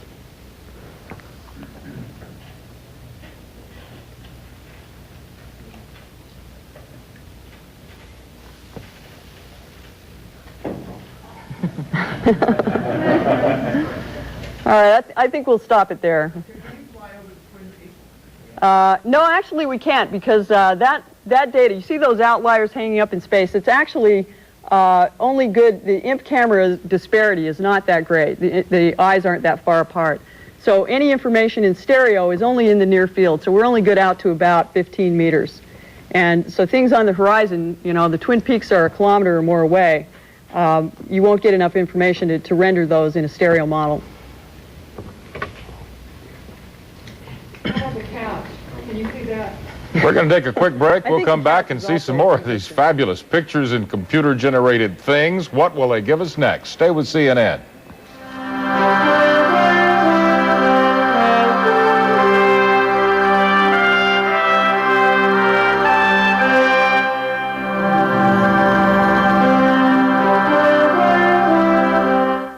We're going to look at the movie made of the rover over the past 24 hours as it made its way over to the rock we've come to know and love as Yogi Bear. We'll watch it a couple of times and listen to Bob Reed. The soils jump out very nicely here in this representation. You can see that red drifty material is now very bright. It's very red, but this other soil unit is much darker. And this tells us quite a bit about what we've definitely got two different types of materials on the surface here. Something interesting here, this very bright area here, this is actually the shadow in the previous image of Yogi. Well, why is this so bright? Well, bright means red. Since it's in the shadow, the only light hitting the area in here comes from the sky, and since the sky is red, we see it show up here. So this is actually a measure of the sky brightness. going over now, we see that these two rocks that were maybe a little more indistinct in the previous image show out significantly brighter here. They're much redder than the surrounding terrain. And finally, we get over here to Scooby-Doo. And this is very, very interesting. Now, you notice in the previous image I showed you, it was rather bright, but here it comes out as dark, which means in this representation that it's not as red as other objects in the scene. Well, this is very interesting, because what this means is this is something we haven't seen on Mars before. We've seen dark things, dark objects like rocks that are not very red, and we've seen bright areas that are very red, like these dust patches. But we've never seen something that's very bright, but also is not very red. So this is a very interesting object. We've never seen anything like this before on Mars. It's the whitest thing we see in the scene. And it's one of our primary targets for further study. And finally, just to show you how we keep learning things as we go in real time, this bright object right here, we discovered this as we were putting these panoramas together for the press conference. First, we thought it might have been a bad pixel or a misregistration, but it's a real object, and it's very red. It's one of the reddest objects we've seen. And if you go back and look on the original image, it's a very dark, deep red object. And this has become another one of our priorities for study. So the rover, we hope, will be heading over in this direction to give us some more information on these sites, and we'll be targeting it with the IMP to get a little more information over here. And finally, if I could have the last slide, just kind of a review. These are the things I've mentioned, and just gives you an idea of kind of what we're looking at. These are just some interesting objects based on color that we see in this particular scene. And again, I like to point out Scooby-Doo is the whitest object we've seen, and I think we'll probably be hearing a lot more about this in the next few days as we get some more information on it. Thanks.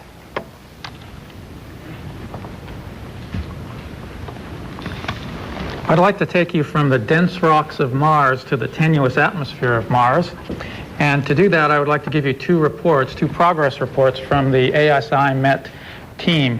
First of all, I'd like to put up my first figure, which is the weather forecast and weather report for Mars. And no surprise to you, it is basically the same as it has been for several days now.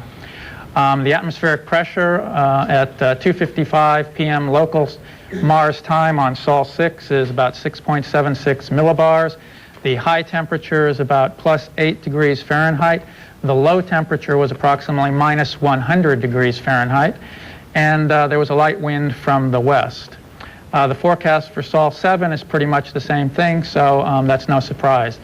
At this season and time, I imagine future astronauts on Mars would not have much to talk about as far as the weather goes. It would not be a very popular topic of conversation.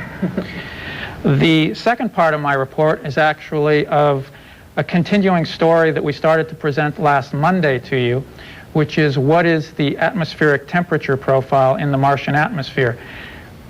At the day after landing, or the day of landing, excuse me, both Tim Schofield and Rob Manning presented to you deceleration profiles of the deceleration history of the probe as it went through the atmosphere. On Monday, we derived from those deceleration profiles a density profile showing how the atmospheric density on Mars varied from approximately 130 kilometers altitude down to near the surface.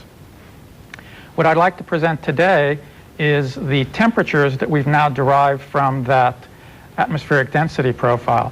However, before doing that, I'd like to sort of refresh your memories as to a controversy that's existed in the Martian atmospheric sciences community.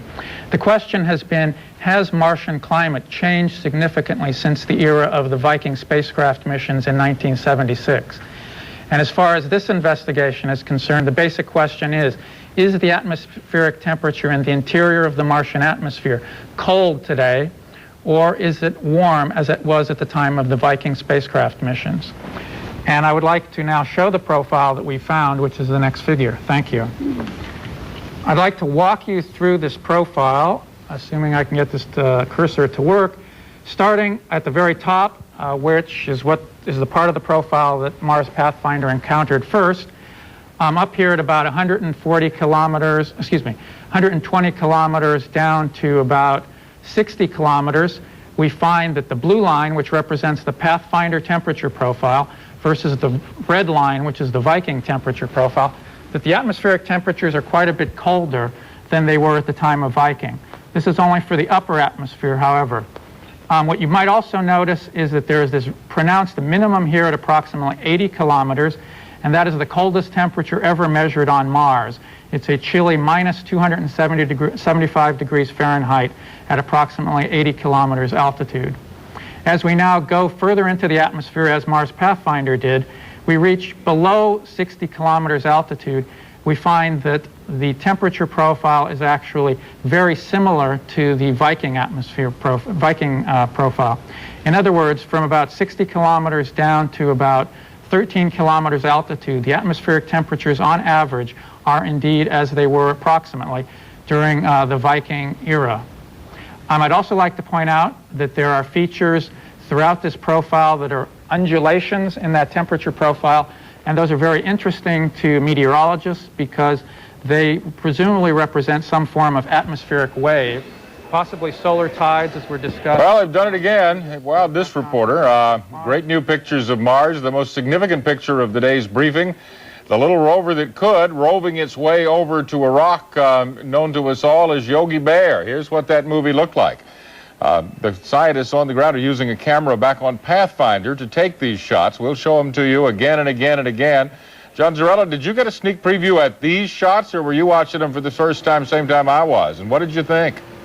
I hadn't seen the movie. I saw the two still photos, this one and the one that looks like it's taken through a fisheye lens, which is the one that's taken off of the Sojourner rover. And I can tell you, we don't see it clearly in this video, John, but it actually runs over the rock named Boo Boo that we were telling you about, the small one right in the front of Yogi there that we can't really see too well in this picture. They've got several other names now: platypus, souffle, egg, chimp, hedgehog, and they have a little flat top as well. I went and checked the board today. Yeah, still no Zarella. We got a color photograph made from some of the computer imagery from Mars. I've got it here on the anchor desk, John. And what we've done is taken our little rover model and put it about where it is on the surface of Mars with its spectrometer, its sniffer, up against the back of the rock Yogi. This is the rock Yogi. The rock Boo Boo, which John was just talking about, is kind of caught in the glare, but it's right there. Very dark rock, according to the people who were explaining these pictures to us a couple minutes ago. We need to let you know what we're going to be doing for you over the next couple days. It'll be another briefing, 3 o'clock Eastern Time, roughly 22 hours and 3 minutes from right now. We'll be there for that live, as we always are. But tomorrow night, 10 o'clock Eastern Time, 7 o'clock Pacific Time, John Zarella and I will be here with a cast of dozens to replay for you every single picture we have seen from the surface of planet Mars in the past 8 days. It's going to be an hour-long special. This is the thing you ought to tape record for your children and your grandchildren, because it's going to be very good. And we're going to talk to the experts about what has happened so far, what is going to happen, and what it all means. Inside Politics coming up next. Thanks for being with us for this half hour. See you soon.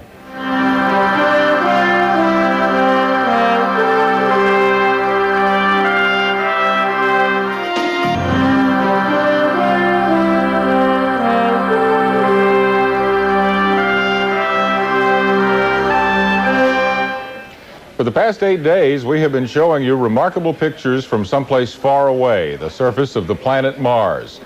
The folks at the Jet Propulsion Lab in Pasadena, California, now say they're going to have the biggest picture show we've ever seen of pictures from Mars, some of which we've not seen before. CNN's John Zarella joins me from the Jet Propulsion Lab. John, I don't know what they can do to make this much better as far as the picture content. Maybe there'll be a lot more science news about how Mars is different from planet Earth, or I don't know. What do you think? Well, I can tell you that there is a level of excitement I haven't seen here since the day of the landing. The imaging team is just ecstatic. And what I can tell you is it's going to be 360-degree panorama of Mars with the 3D red and blue glasses that if you got them there, wear them, because it's going to be something. And that should come from the second presenter in the group is going to unveil this remarkable image. I just talked to Peter Smith, and you'll literally be able to see as if you're standing on the surface of Mars. That's what it's going to be looking like if you got the 3D glasses. John? All right, John Zarella, they're continuing to introduce the panel there at the Jet Propulsion Lab. Looks like this briefing's about to get underway. Let's go. What's been going on in the last 24 hours with the spacecraft. We certainly had sort of an interesting day yesterday. I explained some of this already this morning, but yesterday we had a full slate of activities planned to uplink to the spacecraft. Unfortunately, we had a little problem, a timing issue between ourselves and the DSN, the Deep Space Network, where we attempted to command the spacecraft, or to send a set of commands to the spacecraft at a time at which the spacecraft receiver was off. Generally, what happens at night on the lander is we turn the receiver off in order to conserve power, and then we turn it on in the morning right before the point at which we would get commands, we would want to send commands. Because of a timing overlap issue, we turned the spacecraft receiver on about 10 minutes after the point at which the DSN attempted to signal us, or to turn the transmitter on, and to lock up the receiver. So as a result, we were unable to get up the set of things which we were attempting to do yesterday. We did get a signal from the spacecraft indicating that it was fine, it was healthy, there was no real concern, but we just didn't get as much accomplished as we'd liked. And as the team joked later at the conclusion of the day, on the 7th day we decided to rest. So that's and actually I think they all appreciated it, even though it wasn't intentional. Everybody got a lot of sleep, and I know that they valued that. So basically what we're going to do today is to essentially just do what we were going to try yesterday. At about 3 o'clock this afternoon, we'll begin commanding the spacecraft again. This time we've already made sure that we have the receiver on the spacecraft, and we'll be ready to send commands to it. And then what we're going to do is have it go through the same set of activities where we command the rover. As you'll recall, yesterday we were going to drive off the rock that it's on right now, called Yogi, and back up and put the APXS on it. And we're also going to acquire what we call the gallery pan, which is a full 360 color image from this spacecraft all the way up to the horizon. And we expect to get that down this afternoon, or this evening actually, between the about 11 o'clock to midnight time frame, which is when the downlink session actually will occur today. So with that, I think I'll let Larry tell you about what the science team has been up to in their time off. So time off. Right. We don't have time off. I'd like to share with you what I see as a fundamental change in the way we think about Mars, and how it will have, I believe, a dramatic effect in how we plan the rest of Mars exploration. As the geologists have come up over the last few days, you've gathered that Mars is a complex geologic planet. There's been a diversity. A geologic textbook, the glossary of terms in terrestrial geomorphology are found throughout Martian geology. Virtually everything you can imagine is there. But today, modern Mars is a dry, cold, windy desert.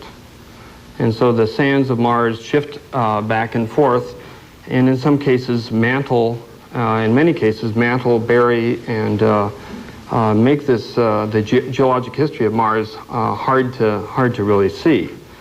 And the first still that we have, you can see this is from the Viking 1 landing site, and what we see here is a variety of mantles of sand dunes and other kinds of alien deposits which have been slightly cemented and so forth, but they mask to a very large degree the subsurface geology. The real record we're after, and particularly if we're looking for clues to ancient Mars, and when we send spacecraft to land and bring back samples, this kind of a landing site would be difficult. But the Mars Pathfinder site, serendipitously, happens to be, the next still you can see, a zone in which the dunes are very sparse. Here are two of the small dunes that are in the near field of view. But for the most part, what you see is a surface which is being stripped down. In other words, the mantles that are prevalent at the two Viking landing sites are almost gone here. There's a few residual dunes, but for the most part, we see boulders standing on the surface if they're perched above the soil. And the reason is because the soil is being scoured in a very delicate way down into the surface, exposing the skeletons of this complex geologic history. And so the scouring process is exposed this complex array of soils. There may be evaporites. There may be a whole range of things that are associated with these ancient catastrophic floods. So it's as if we're at an archaeological dig and the wind is our crew.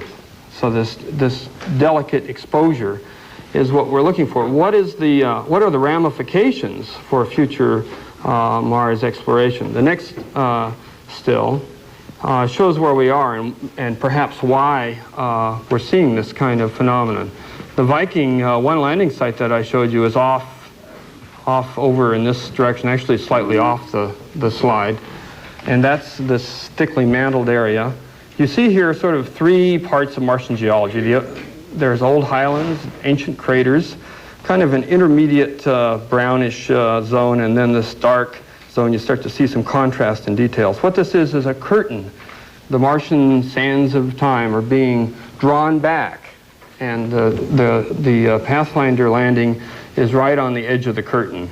And we're seeing down into this very, very subtle geology. It means three things. Number one, we need to go to places in which the erosive energy is greater than the depositional energy. Things are exposed. So we can find the sedimentary rocks. So we can find the interesting samples that may bring back the clues of life. It also means that we're going to land in some places that are rougher than a cob, and that we need to start gearing the exploration program in that direction. The technology of the sort we use on Pathfinder is one way to get into these extremely rough environments. But this may, in the end, turn out to be a smooth case for what we're really after. And lastly, it's unlikely that we're going to take rovers and drive them around thousands or hundreds or even tens of kilometers through this kind of complex, rough terrain.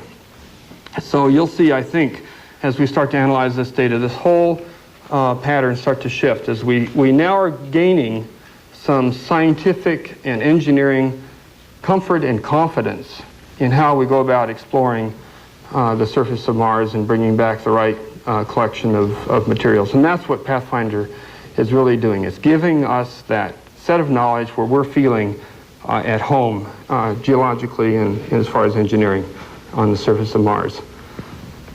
Looking at this position of the landing site, we have for you a couple of animations. The first one is what you might have seen if you'd been on the lander on the way in a week ago.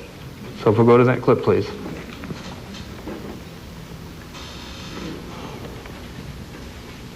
So here we're descending through the atmosphere, parachute pops, and just toward the end, fire the rockets, the airbags, and down we come. We open our eyes, take a look around. Here's the rover getting ready for its, in the situation with the airbags, you can see kind of rolled up along the edge of the rover pedal there, kind of flopped over the edge of the ramp. Engineers solve that problem. Off comes the rover.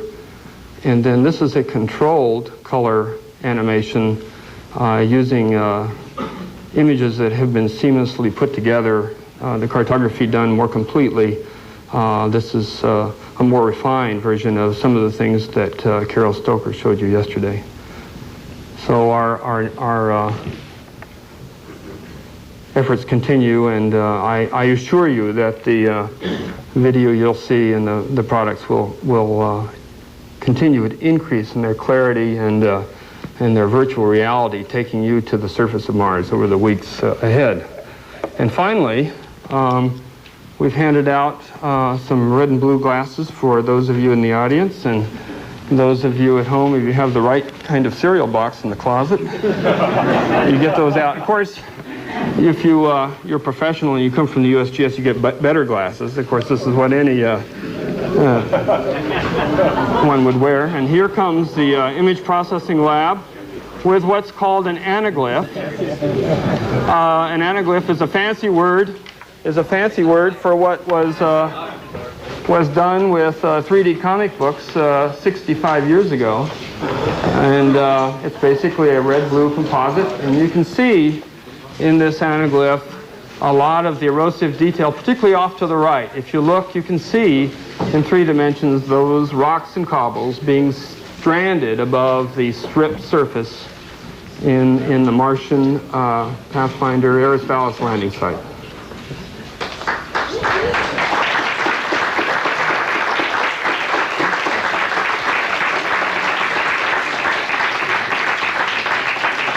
What a weird bunch, I'll tell you. Let's hear it for Mendel.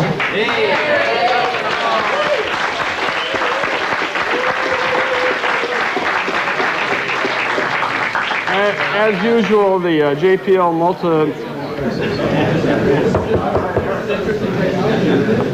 that anaglyph mosaic will be put up in the back, and after the press conference we'll spend some time taking you on a geologic field trip onto the surface of Mars. With that, I'll turn the microphone over to Dr. Sabahi. Actually, and I'm going to pass it on right to Dave because we decided to go 1, 2, and 3. Oh, okay. Well, what really happened on the 4th of July? There were no cameras, no set of eyes that we know of, at least, on the surface of Mars to witness the events that occurred in the night sky.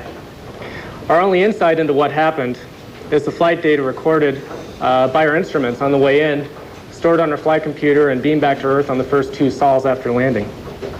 So while the scientists are busy consuming the science data, the engineers are excitedly diving into this vast set of engineering data, trying to figure out if the years spent developing models and coming up with designs actually worked exactly as planned. The entry, descent, and landing reconstruction process will likely take months, maybe up to a year to complete. And in the coming years, if you all have a favorite aerospace engineering journal, you'll very likely see some articles on Pathfinder in there. But what we're going to do today is give you a quick look at what we've discovered in the 1 week since landing.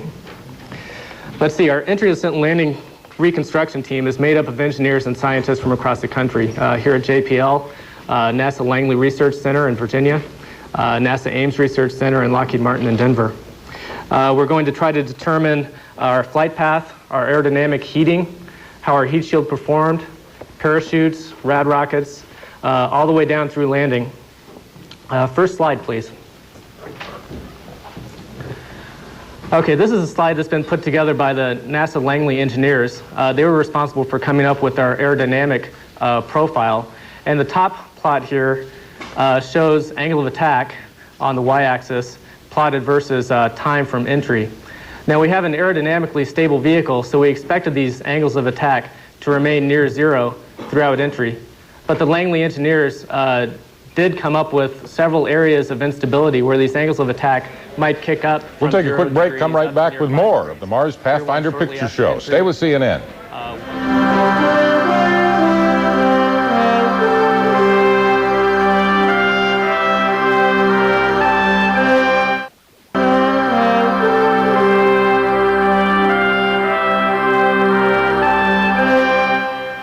The Pathfinder navigation team has been analyzing what happened on the 4th of July ever since. And what they are reporting right now at the Jet Propulsion Lab is that Pathfinder performed remarkably close to the way they predicted it would perform. And other engineers speaking now. Let's go and listen in. Computed by the navigation team before entry interface.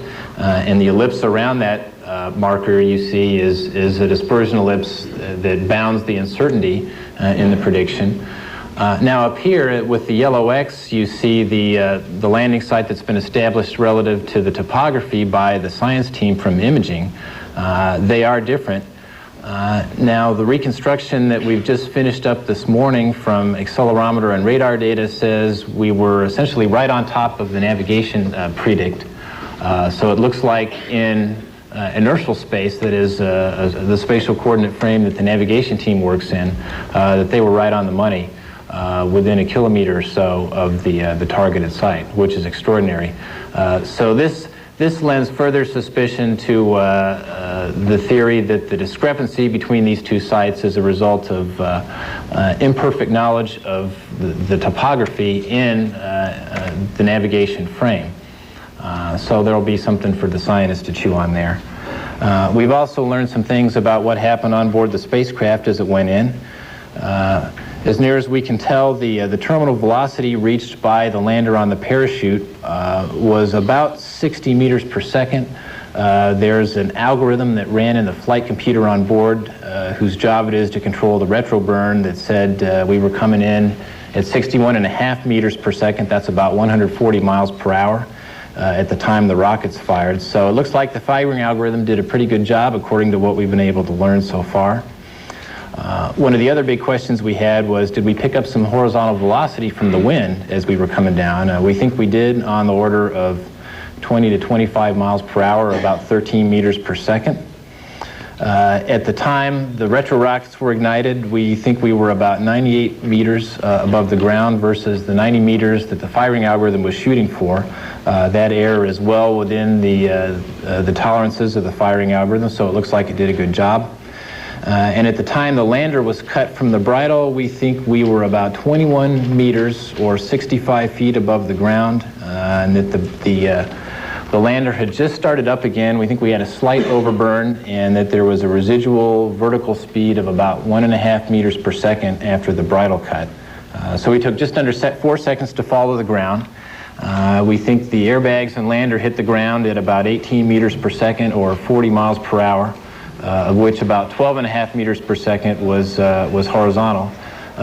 This is well within the design range of the airbag. It looks like, I think as Rob Manning indicated a week ago, our initial guesstimate of... Well, they expected it would hit the ground at 55 miles an hour. They managed to slow it down to 40 miles an hour before it hit. Maybe one of the reasons the rover and the Pathfinder working as well as they are. We'll take another quick break. I'll listen in while you're watching something else, and I'll tell you what happened when we come back. Stay with CNN.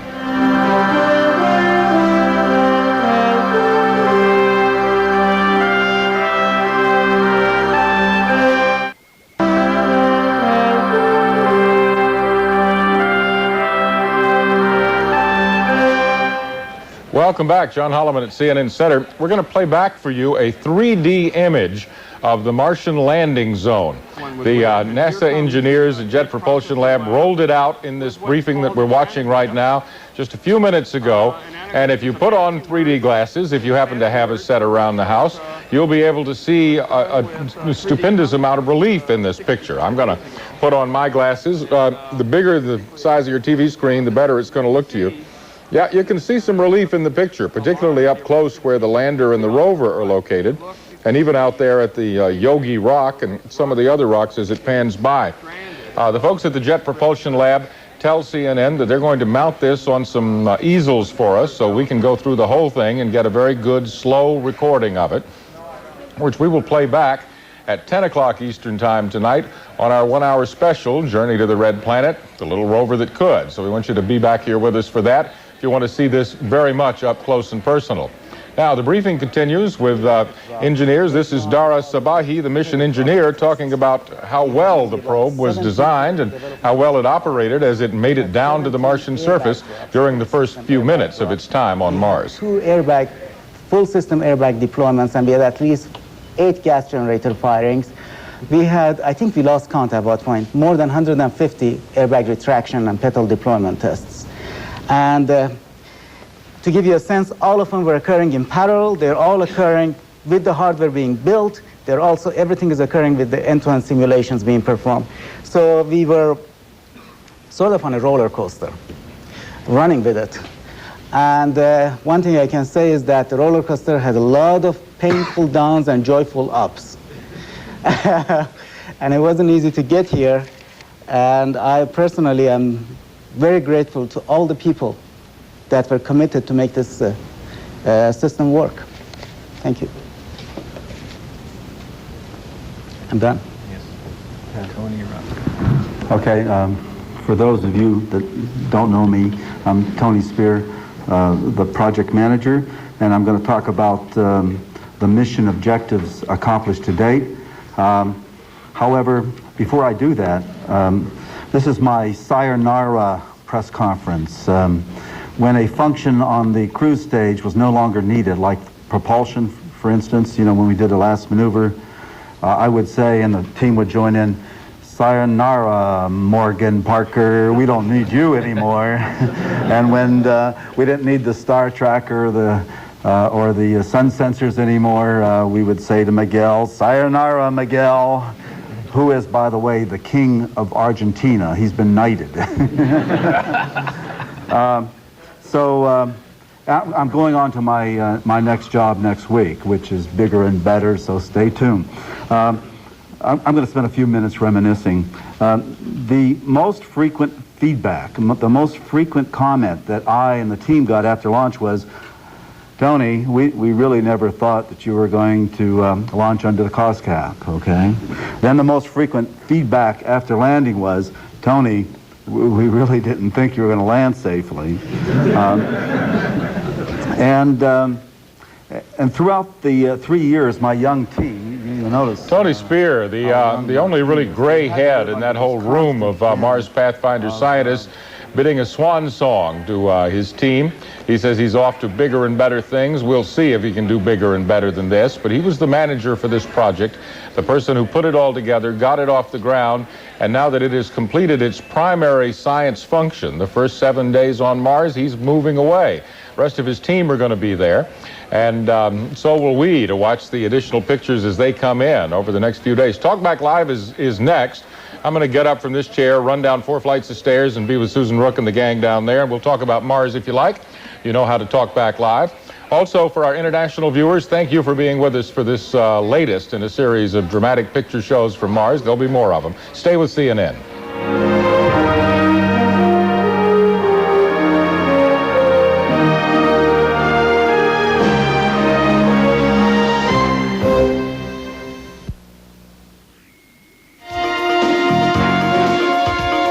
Successful, whether they got those commands later this evening, and results and images probably released sometime early next week. So again, a wonderful day for the 360-degree images, and a day yesterday, as they put it here, on the 7th day we rested. The science team, the engineering team really needed a break. They were beginning to wear a little bit thin, so in essence, not sending those commands probably made it a very, very good day for all of them. This is John Zarella reporting live from the Jet Propulsion Laboratory in Pasadena. Judy. John, just a quick question. So they think the commands that they're sending today, tonight, will be received and the rover will be fine by Saturday? Yes, exactly. As a matter of fact, they believe the rover will be fine tonight, that the thing was just a timing error. The rover really wasn't awake when the commands were sent, actually the lander, and by the time the command got there, the lander wasn't ready to receive it. So that's all it was, just a timing error. All right, John Zarella, thanks. For more on this Mars mission, tune in to CNN for a special called The Little Rover That Could. That's tonight at 10 Eastern.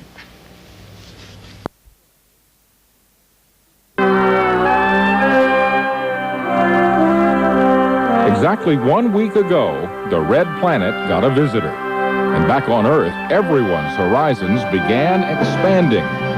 Whether you've been glued to the news from Mars or have only caught a glimpse here and there, this next hour is for you. It's about people, a most amazing place, and a little rover that could. Welcome to both our domestic and international viewers. I'm John Holloman at the CNN Center in Atlanta. This has been some kind of week. Since this time last Friday, we've seen more pictures and more views of Mars than ever before. And there's more to come. But this story isn't just about pictures. Tonight, we're going to tell you how a box of gears and gadgets the size of your microwave oven has captured the attention of a nation and a world. We're also going to tell you about a group of people who went to work last week with butterflies in their stomachs and lumps in their throats. We have the air conditioning.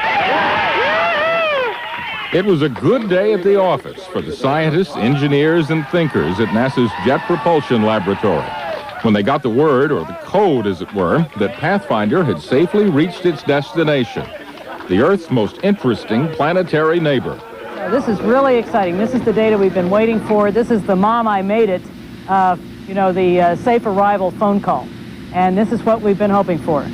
Landing on Mars is like a lot of the harder things in life. You can talk about it and plan for it and rehearse it, But until it's done, it's like waiting for a baby to be born. This was Mission Control's version of a smiling obstetrician announcing, "You have a healthy baby, 10 fingers, 10 toes." I don't think any of us expected today to go like it has. Every time we looked for the spacecraft, it was there. It gave us clear indications it was on the surface, that it was healthy within 3 minutes after landing. And now, just now, we received our first telemetry from the spacecraft. We're getting down the health of the spacecraft, and it sounds like everything is absolutely perfect. How did Pathfinder do it? 3, main engine start. 1, 0, and liftoff of the Delta rocket with Mars Pathfinder. And the vehicle has cleared the tower. After launching December 4th, the small spacecraft logged more than 300 million miles as it zipped through the solar system. That's more than 25,000 miles an hour. Getting it safely onto Mars's surface was a delicate operation. Here's how that worked. A few seconds before landing, enormous airbags deployed to cushion the landing on the cold and rugged Martian surface. Mission Control would later learn that this airy package would bounce at least a dozen times before safely settling. And for that to have happened, a lot already had to go right. If the parachutes, balloons, and heat shields had failed, that would have been the end of Pathfinder. The speed and impact would have destroyed it. There were plenty of other ifs. This is the first time a craft has landed on another planet without the use of thruster rockets like those used to safely get astronauts down to the surface of the moon. The little engine that could did, and we are just absolutely boggled by the fact that this fairly complex design that we've been thinking about and stewing over and testing and trying to make work really did the job. First, there were the black and white images, and not long after, color. And now you know why even ancient astronomers called it the red planet. The simple answer? The surface of Mars is basically rusting. With each new image, new levels of excitement and a sense of wonder. You might ask if there were living organisms once here. You might ask many questions about these pictures, and these are questions we too will be asking. But remember, the imagination is very important to understanding this mission, and we will try and help stimulate your imaginations as we will stimulate our own. Pathfinder's petals opened to reveal the rover, about the size of a small microwave oven. Program manager Donna Shirley was adamant about the rover's gender. Most of the rover team is men, and they grumbled a bit. And I said, hey, it's my rover. It's the only time I really got tough with them. I said, this is a female rover. A Connecticut girl won an essay contest to name the craft. She called it Sojourner Truth, after the abolitionist of that name who spread the truth about slavery. So this girl, who's 12 years old, wrote this really nice little essay about how Sojourner Truth would travel around Mars, bringing back the truth about Mars. If you sense a lot of passion and personal involvement in this project, you're right on target. It's really, really wonderful. And we're just totally in love with our baby. And they have confidence in their baby. That's why nobody panicked when Pathfinder ran into its first problem when engineers looked at the first black and white pictures beamed back to Earth. Okay, this image shows the airbag on the rear side. You can see how it's billowed up. That airbag is not fully retracted.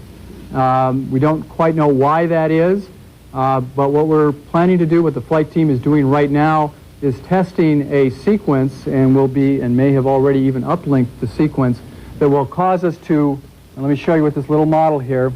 Okay, here's the pedal where the rover is on, and what we're going to do is we're going to lift that pedal up about 45 degrees, and then we're going to turn on the actuator that pulls the airbag, that's retracted the airbags, and we're going to turn that on for about 10 minutes and try to pull that airbag in a little bit more.